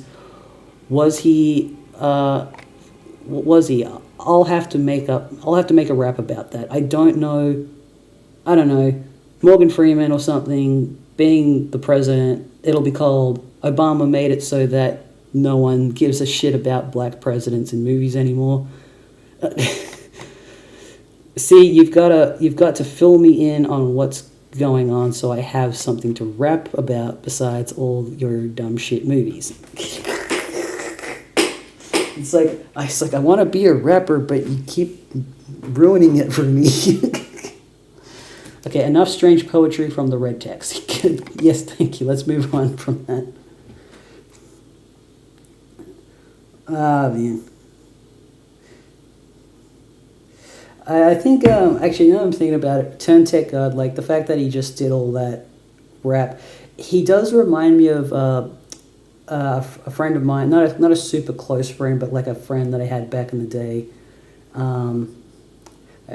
He was very much like he was, I don't want to, like, he was a huge dork, but he was very creative, and he was very passionate about creating stuff. Unfortunately, I lost contact with him, but he seems to have developed a bit of a following now online, a significant following as a cosplayer, and yeah, and so that's and I don't know, that's just, I'm sort of just reminded of that friend through Turn Tech God. Like, it seems like this character Turn Tech God, maybe he's just like really passionate about certain things, and so he'll act cool about that, and that's just the way he is, and he's not going to let anyone put him down about it. He's just going to advocate for the things that he likes, and I admire that. Okay. You head out to the balcony to find what Rose has in mind. She is messaging you again. The purple text is less irrational than the red text. I'm lifting the car up to the balcony. Whoa, okay. Once it is up, retrieve the game, then I'll put it back down on the driveway. But the door is locked, then break a window. But it's my dad's car. Dude, you are in a void. Fuck the car. It's just a window. This is sort of an emergency. Otherwise, I promise I'll handle the car with velvet gloves. All right. So, back in the apparently there's a puppet show called Thunderbirds. I haven't seen it, but back when I was a kid, I watched a live action movie adaptation of Thunderbirds. And it was like a very mid cartoon. It was a very mid children's movie. But the one thing I remember was the adults become incapacitated, so the kids have to sort of take charge of this military grade equipment in order to get themselves out of a jam. And they're like, because they're under siege at some point, and the kids are like, we've got to use the Thunderbird ships. And then the nerdy kid goes, the Thunderbird ships are for emergencies only. And then they just like look at him like he's dumb, and then he goes, okay, I think this counts, and then they take off. That's what this reminded me of. It's like, I can't break my dad's car. It's not. Yes, you can. It's an emergency. Let's pick up the car. Okay. Let's see. Pick up the car. Yeah. Connection lost. No.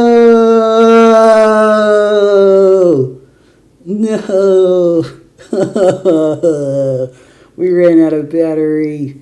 Oh my god. No, it's the fact that the cliff has also just chunked off there. No, he's gonna be stuck there forever. He is actually stuck in his home. He's gonna die. It's gonna be great.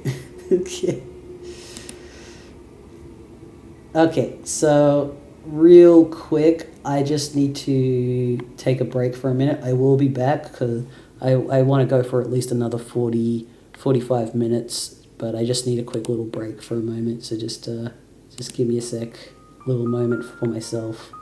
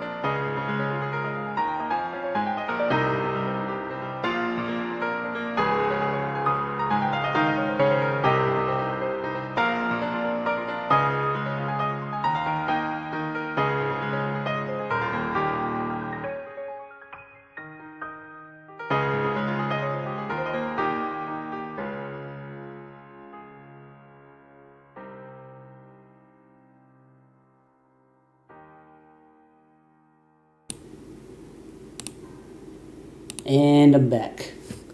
Okay. Let me just check the chats real quick.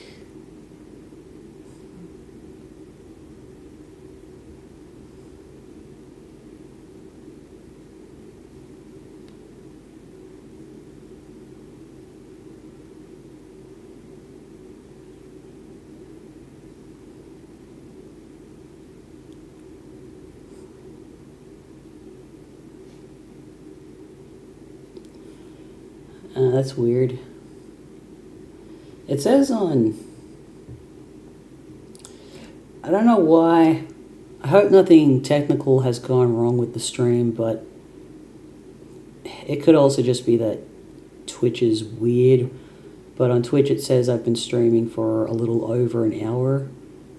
But I don't think that's true, because I think I started at... I'm pretty sure I started at 9, so that's... It's been at least 2 hours, it would be. I'll have to make sure of myself later. We'll find out once the stream ends. We'll keep going for now, though. I hope nothing weird happened. Okay, the car is falling in to the void. I love the holes in the clouds. Just like, they look like bullet holes. Okay. Poor John. Ridiculous folly. Inexcusable. I just love the look on his face, like that he just cannot believe this is happening. Okay. Ridiculous folly. Inexcusable. You're inclined to agree, but hey, accidents happen. You double check your PDA to make sure if Rose is really gone. Indeed, this seems to be the case. Turn Tech God is still pestering you, of course, but another chum is now logged in as well. What color are the words that this chum says? Oh, is Jade gonna be here now? What's Jade? She goes by Garden Gnostic. Okay. Yes, it's Garden Gnostic. I recognize the green. Okay, I'm back. Oh, hi. I mean, I went to investigate the explosion I heard. Was it by any chance a meteor? Yes. How did you know? Oh man, it's kind of a long story. Anyway, are you okay? Did it blow up your yard or start a fire or anything? No, I'm fine. It landed a pretty good ways from my house, and I went to look at it, and it's pretty big. But Beck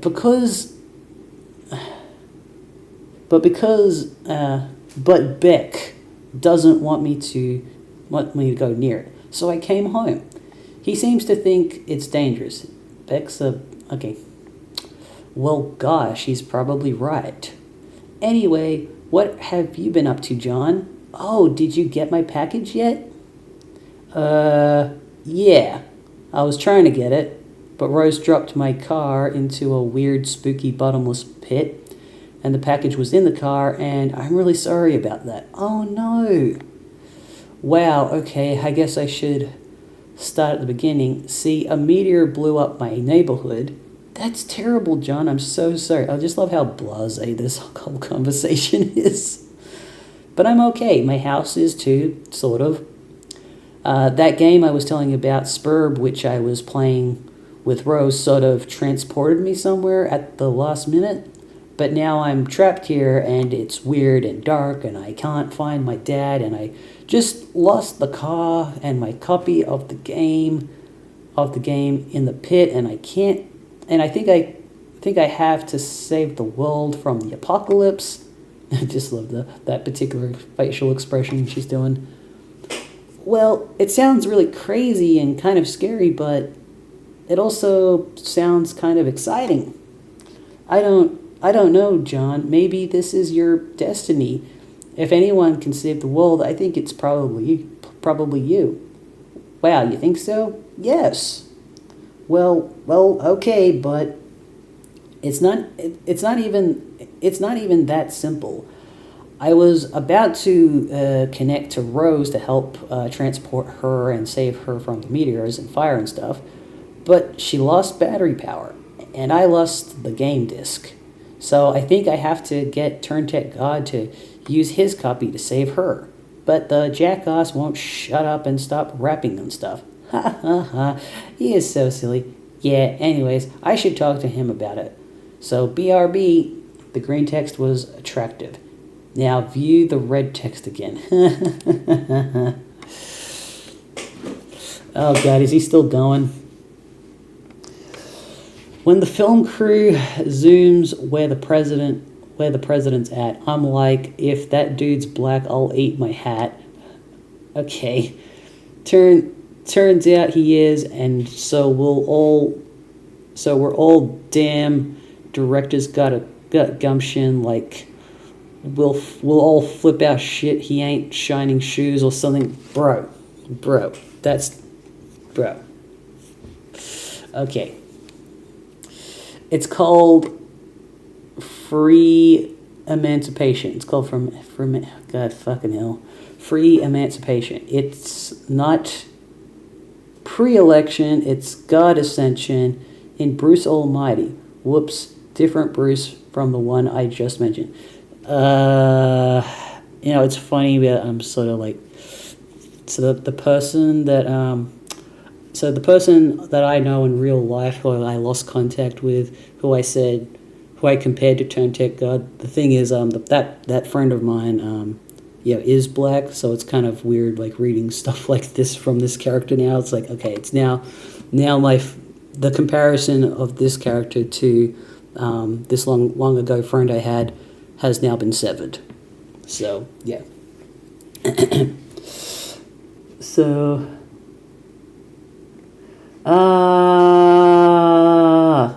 can't explain to me why this ain't condescension to think I'll shit a brick. Not even he can convey the intention with his quick spun wit. Rather defray all this tension, sit on his lap while he whittles a splint. God, okay. And some guy eyes what he does and patronizes. I guess Negrosity, the mother of invention. Dude, shut the fuck up, okay? Stop rapping for a second, you horse ass. Yeah, you tell him. I have something important to talk about. What's up? Yeah. Rose is in trouble and she needs help. I was going to connect to her with Spur, but I lost my copy. Okay. Also, she lost battery power. If she can get back up and running, she'll need someone with the game to get her out of there before her house burns down. So I think you should use your copy of the game to help her. My copy? That's going to be tough. Why? I lost it. It's a stupid story, and I'd rather not think about it. Shit be embarrassing, yo. Fucking hell. I thought you said you had two. Well, yeah, one is my brother's copy. Okay, well, get his then. Alright, but he's not gonna be happy about that. Whatever. Also, you might want to read Rose's walkthrough to get up to speed on this. Oh, man. What? Nothing really. Look, all I'm saying is the girl tends to lay it on kind of thick, you know? Well, yeah. Rolling my eyes.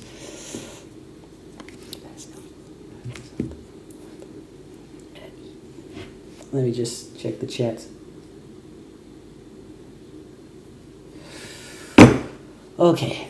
Your laptop is out of battery power. There's only one thing left to do. Time to make your way to that backup generator. Knit laptop cozy to shield your laptop from the rain. That sounds like something I would do.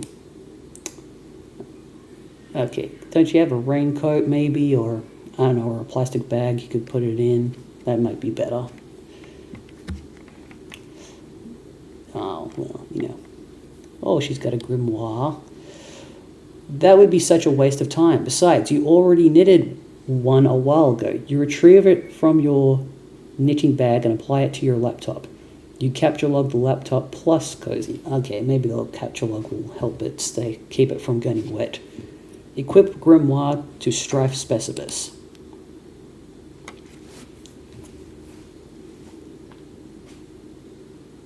What's going on? that would be incredibly ill-advised. There are some dark forces you just don't want to mess around with. You understand this better than most. You put the book down. So there is some sort of supernatural stuff going on in this world then. It's not all just weird stuff. Capture log your items.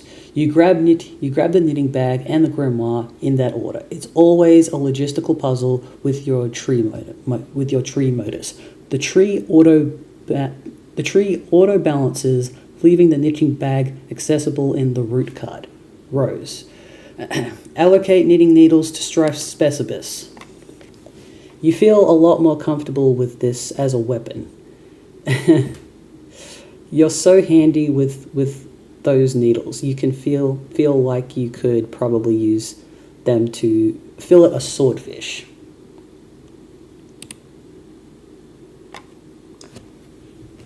Let me just check the Twitch chat for a minute, because every now and then someone does pop up.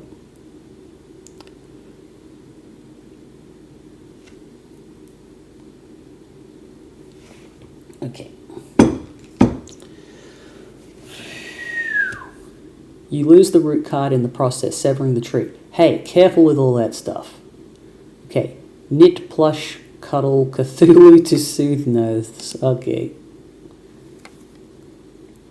That would also be a preposterous waste of time. Besides, you're quite sure you've never heard of this creature called Cthulhu before. There are, however, many other specimens of the zoologically dubious you're familiar with, such as, consult the grimoire, Flufflu, you foul patrician of misery. To hear this mammoth belly gurgle is to know the epoch of joy has come to an abrupt end. Okay.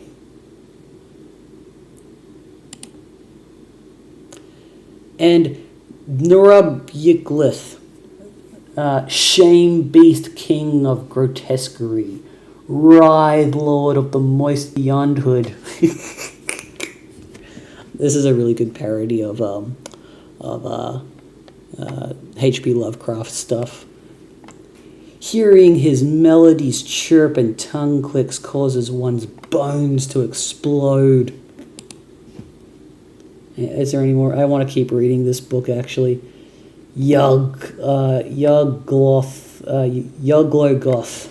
And of course, Yuglogoth, the deep one. Whenever he grinds his teeth, all the children of a random galaxy somewhere will frown continuously for a 9,000-year span. He is the first and smallest of the smaller gods, appointed in servitude of a vile, unfathomable pantheon of middling gods, which caters to the whims of the noble circle of horror terrors, an omniscient, omnipotent order of the elite few, however cloaked in the darkness of the furthest ring.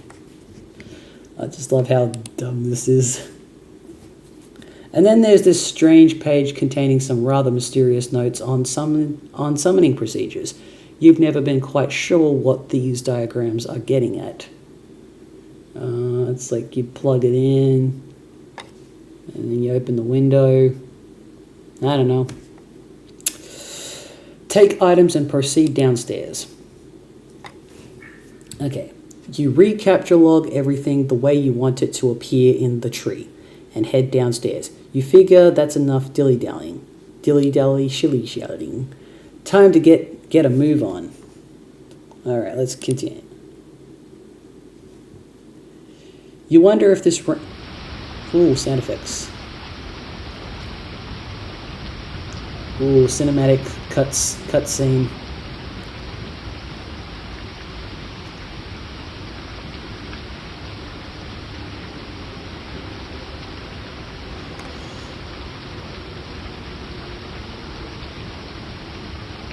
Whoa. Okay, I guess I can read on safely now. You wonder if this rain will ever let up. It's driven It's driven since the month began, perhaps long enough to forget its purpose. It no longer even knows to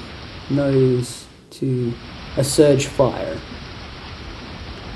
Somewhere a zealous god threads these strings between the clouds and the earth, preparing for a symphony it fears impossible to play. And so it threads on and on, delaying the rays of the conductor's baton.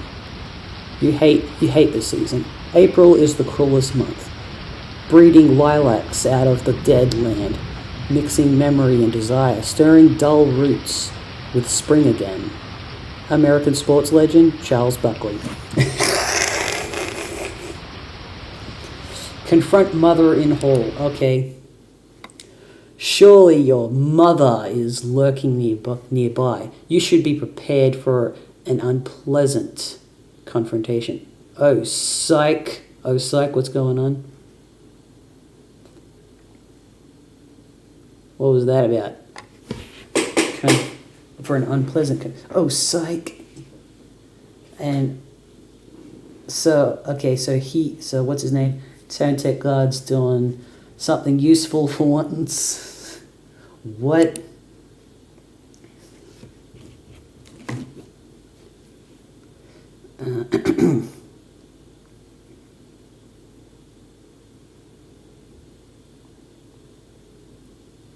Just checking something.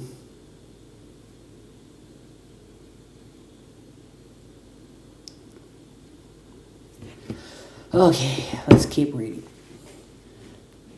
There's this really cool dude, okay? He's standing around being all chill, like cool dudes are known to do sometimes. A cool dude like this probably has a really cool name, but he probably wouldn't just tell you what it was if you asked. He'd be way too busy for that. Busy being totally sweet. But you could always try to guess his name, and if you were right, he might nod so slightly. That's a cool dude's way of letting you know there might just be hope for you yet. Okay, let's find out what Tone Tech God's name is, because I don't remember from the pilot.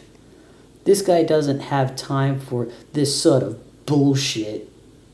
Wait, what was the thing here? Insufferable prick. Ah, yeah. The prickly prick who will kill us all. Okay. Let's try again. Okay. Dave Strider. Oh my god, that is a cool name. If it was just Dave, it would be like, yeah, okay, that's lame. And then it's like, no, his last name's Strider. It's like, ah, damn it, that's a cool name. Yeah, he's got a galaxy in his sunglasses. Oh my god. His future's so bright he has to wear sunglasses. Alright. Oh yeah, so fun fact. So sunglasses, so in America, if you were to use like a shorter phrase for sunglasses, you would call them shades. But in Australia, we call them sunnies. And I remember this because there's a sunglasses shop somewhere up in Queensland called Sunnies. And I remember there was an American girl hanging out with us. We were just sort of, yeah, me and my friends were just like walking around. I think it was in the Gold Coast. And we walked past this shop called Sunnies, and this American girl who came with us, she said, "What are Sunnies?" And we said, "Oh, that's what we call sunglasses." And she goes, "Oh, then why don't you just call them sunglasses?" I'm like, well, it's just what we say for short. Like, and I've just, and over the years, I've picked up on that Americans will say shades instead of sunnies or sunglasses. Anyways, let's examine the room and get to know Dave Strider. Your name is Dave. Good. He's got so much crap in his room. He's got so much stuff. His desk has like cinder blocks. I've done stuff like that. It's got 2 desks. Yeah, actually, this is what I do. I've got my computer desk, and I've got my a desk that I make stuff on, and then, but I don't have. He's got like some sort of DJ setup with samurai swords. That's cool. Yeah, damn it. Okay, your name is Dave. It is an unreasonably warm April day. Your bedroom window is open to let some air in, and your fan is cranked. So this guy probably lives somewhere in California, I think. That's probably why he is the way that he is. Or it could be Florida. Nah, I don't think he lives in Florida. Yeah, he probably lives I'd say he's a Californian boy. Okay. Your bedroom window is open to let the air in, and your fan is cranked. Arguably even more cranked would be your fly beats. Which brings us to your variety of interests. A cool dude like you is sure to have plenty. You have a penchant for spinning out unbelievably ill jams with your turntable and mixing gear. You like to rave about bands no one's ever heard of but you. Okay, so he's somewhat of a hipster as well. Just a little bit.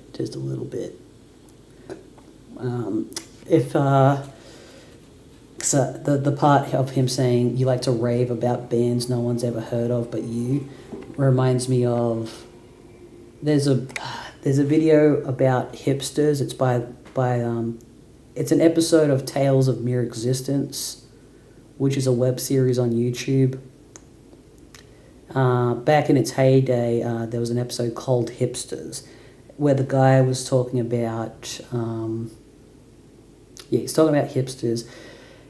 And he said that what he likes to do is whenever he hangs out with hipsters, they brag about like bands no one's ever heard of. He just says, "Oh yeah, have you ever heard of the band called the Honeyfuckles?" And then they'll be like, "No, I've never heard of that, but I'll have to check them out." But the thing is, the guy there is no band called the Honeyfuckles. It's a band the guy made up to sort of keep the hipsters on their toes whenever he's around. That way he's not like feeling out of place, which I think's it is really funny. So I've used that a few times on people whenever I've met people who brag about bands no one's heard of before. So yeah, where was I? Okay. You collect weird dead things preserved in various ways. I did not get the impression that this character would do something like that. That's not... I'm trying to think of anyone I've met who has done that. I remember I had a coworker one time, like they're really passionate about animals, and they found a dead bird one time, and they felt really sad about that, so they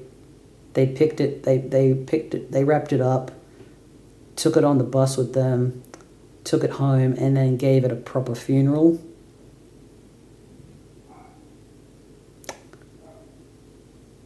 They had a lot of feelings, that person. That person was very loved nature, and they had a big heart. And I hope he's doing well wherever he is out there. You are an amateur photographer. Oh, you're only an amateur photographer? And operate your own makeshift darkroom. Oh, wow, okay, that's pretty hardcore. Is that what this is over here? No, or is that that's cool that he goes that far. You maintain a number of ironically humorous blog websites, okay, and social networking profiles. And if the inspiration strikes, you don't hesitate to drop some fat rhymes on a mofo and represent, what will you do? Quickly retrieve arms from cinder blocks. Why does everyone have fake arms? Okay. It's because nobody else has arms, because everyone's a plasma character. Okay. And the whole arm thing, that does not seem to be... Oh wait, no, there were fake arms in the pilot. I do remember seeing that. It just wasn't as repetitive as it is in the comic. Get the damn beta and save your friend's life. Yeah. Quickly retrieve arms from cinder blocks. Nah. Get the damn beta and save your friend's life. God freaking damn it. This notion strikes you as nonsensical. You can't imagine a video game could save someone's life. And in any case, you're quite sure no one you know is in any danger.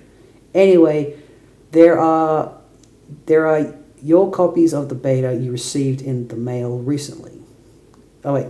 Anyway, these are your copies of the beta you received in the mail recently.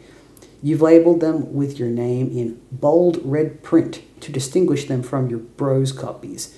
You labeled his in kind. Neither of you really gives a shit about this game or has any intention of playing it. But you'll be damned if you'll let that get in the way of your campaign of one-upmanship. Okay. People like this can be a bit exhausting. Like, they're funny, but anyways, let's bleat like a goat and piss on the turntable, okay? You would never consider allowing any fluid, even remotely resembling urine, to touch your beloved turntables. Yeah, so the whole, like, truth or dare game, I would never, ever pick dare. I remember I had a coworker one time. She wanted me to like do like a drinking game with her and her friends outside of work, and she wanted me to. And she said like it's a game, and she says like She said that the game involved. Was it a drinking game? I think alcohol was involved, and I forgot how it worked, but the idea was that it was truth or dare, but there was no truth. It was always going to be dare, and no matter what happened, you had to do the thing. Like, if the dare was drink petrol, you had to drink petrol, and I was like, or you gotta drink, or if you gotta drink piss, you gotta drink piss, and I was like, no. I was like, there's no fucking way I would ever do that. I would always do truth. But the thing is, like, the thing with truth or dare is that if you had to pick truth, you can still technically lie and no one could tell. Like, you can't just, I'm just saying, like, if I'm going to do truth or dare, I'll never do dare.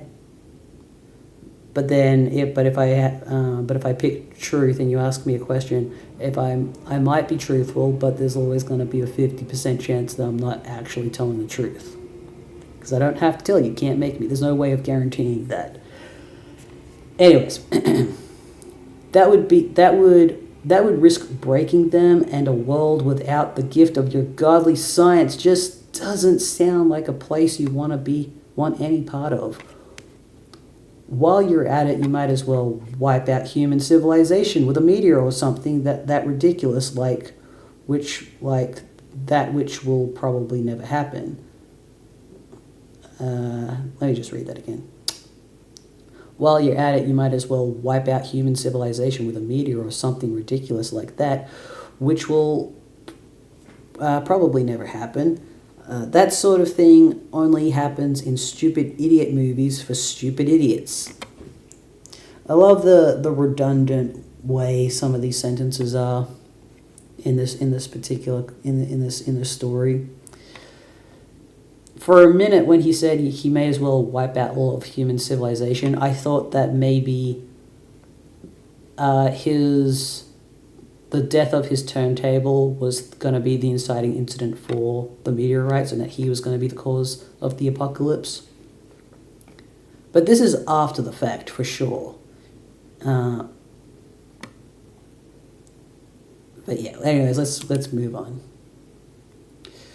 I'm gonna go for another 10 more. Yeah, we'll go for another 12 minutes. We'll say it's almost 12 o'clock, and we'll finish at 12. 12 being my time. I can't say for anybody else. You will, however, contemplate bleating like a goat for ironically humorous purposes at a later date. At a later date, okay. Let's examine the closet. Is that where his dark room is? This is your closet. This is where you keep a lot of your crap. Like that box and that bottle of... What is that? Is that... Dave, check the blue box. Okay, it's just a photo. This is the package that your friend John Egbert sent you for your 13th birthday a little while ago. It now contains nothing except a note and a certificate of authenticity, vouching for the genuine Hollywood memorabilia which the box originally contained, and which you are now wearing to be ironic, but also to be incredibly cool in a way somehow intangibly related to the ironic nature of the accessory. You find it sort of exasperating to explain these subtleties to people. The box also included a signed photo of Ben Stiller, which now proudly hangs above your closet. Proudly and ironically. Take the box. You capture log the box through your hash map fetch modus. The modus's current hash function resolves the index by valuing each consonant at 2 and each vowel at 1. The total is divided by your number of cards, and the remainder is the index. Box equals 2 plus 1 plus 2 equals 5. 5% of 10 equals 5. Got it. The box's capture log in card 5. Examine jar of unknown yellow substance in the closet. I think this might be... Is this predating? Is this just before John dies or something? Okay. Oh, hell yes. It is an unopened container of apple juice. You thought you were all out. It is like fucking Christmas up in here. This is so great. You've got to tell John about this immediately. He'll be so excited. Okay, so this is just before... So we're getting to know Dave just before the meteor happens. Okay, so maybe his whole like gonna ruin the world will actually result in... Yeah, I'm thinking that this something's gonna happen. Where, okay, take the juice. You capture log the juice into card 7. 2 plus 1 plus 1 plus 2 plus 1 percent 10 equals 7. I fucking cannot math that. Okay, access Pester Chum and Pester John. Okay. In addition to letting your buddy know about this outstanding juice windfall, you figure you'll wish him a happy birthday while you're at it. In your cool sort of roundabout way, of course. Good thing you looked at that box he sent you, or you might have forgotten. You also might as well ask him about the beta. The kid's been harping about it. You are the same age. What do you mean? I always find it funny when characters are like the same age as each other, but one of them is like, you're a good kid. It's like who the fuck are you? The kid's been harping about it for weeks. It would be cool if it came on his birthday. He'd be one happy camper. Okay.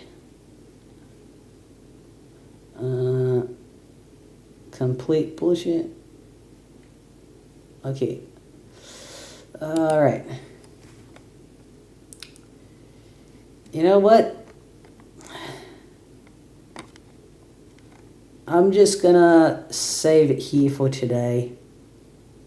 Yeah, I think I think that was a pretty good run for today. All right, we shall.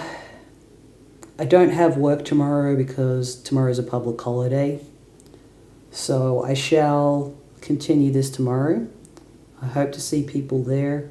If not, that's okay. If you watch the VODs later on, that's also fine. But yeah, in terms of the schedule, we're definitely on for tomorrow. It could be a longer stream like today. And let's see, so tomorrow, so we're on for tomorrow. That'll be a longer stream. Then the day after, that will be, that'll be a shorter stream. And then the day after that, I won't be, so let me just clarify.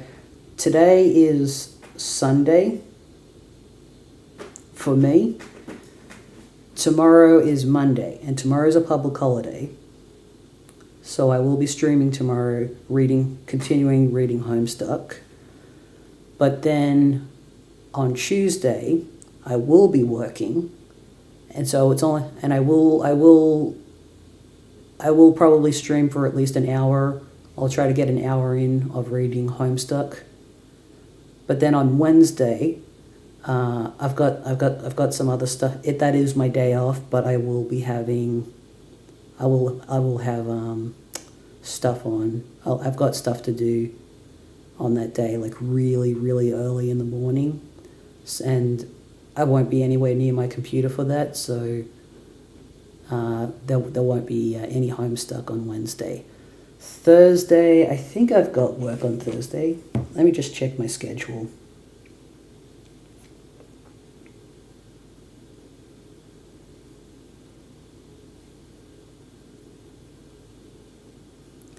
Let's just check.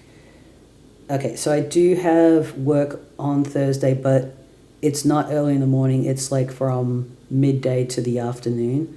So I could so no stream on Wednesday, but there will be a stream on Thursday, and there will be a stream on Friday for sure. So yeah, it's all pretty good. So yeah, it'll more or less be back to back, except for Wednesday.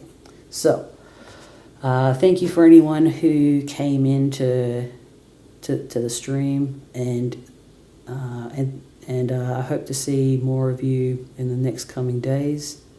And if you ever want to watch me streaming, like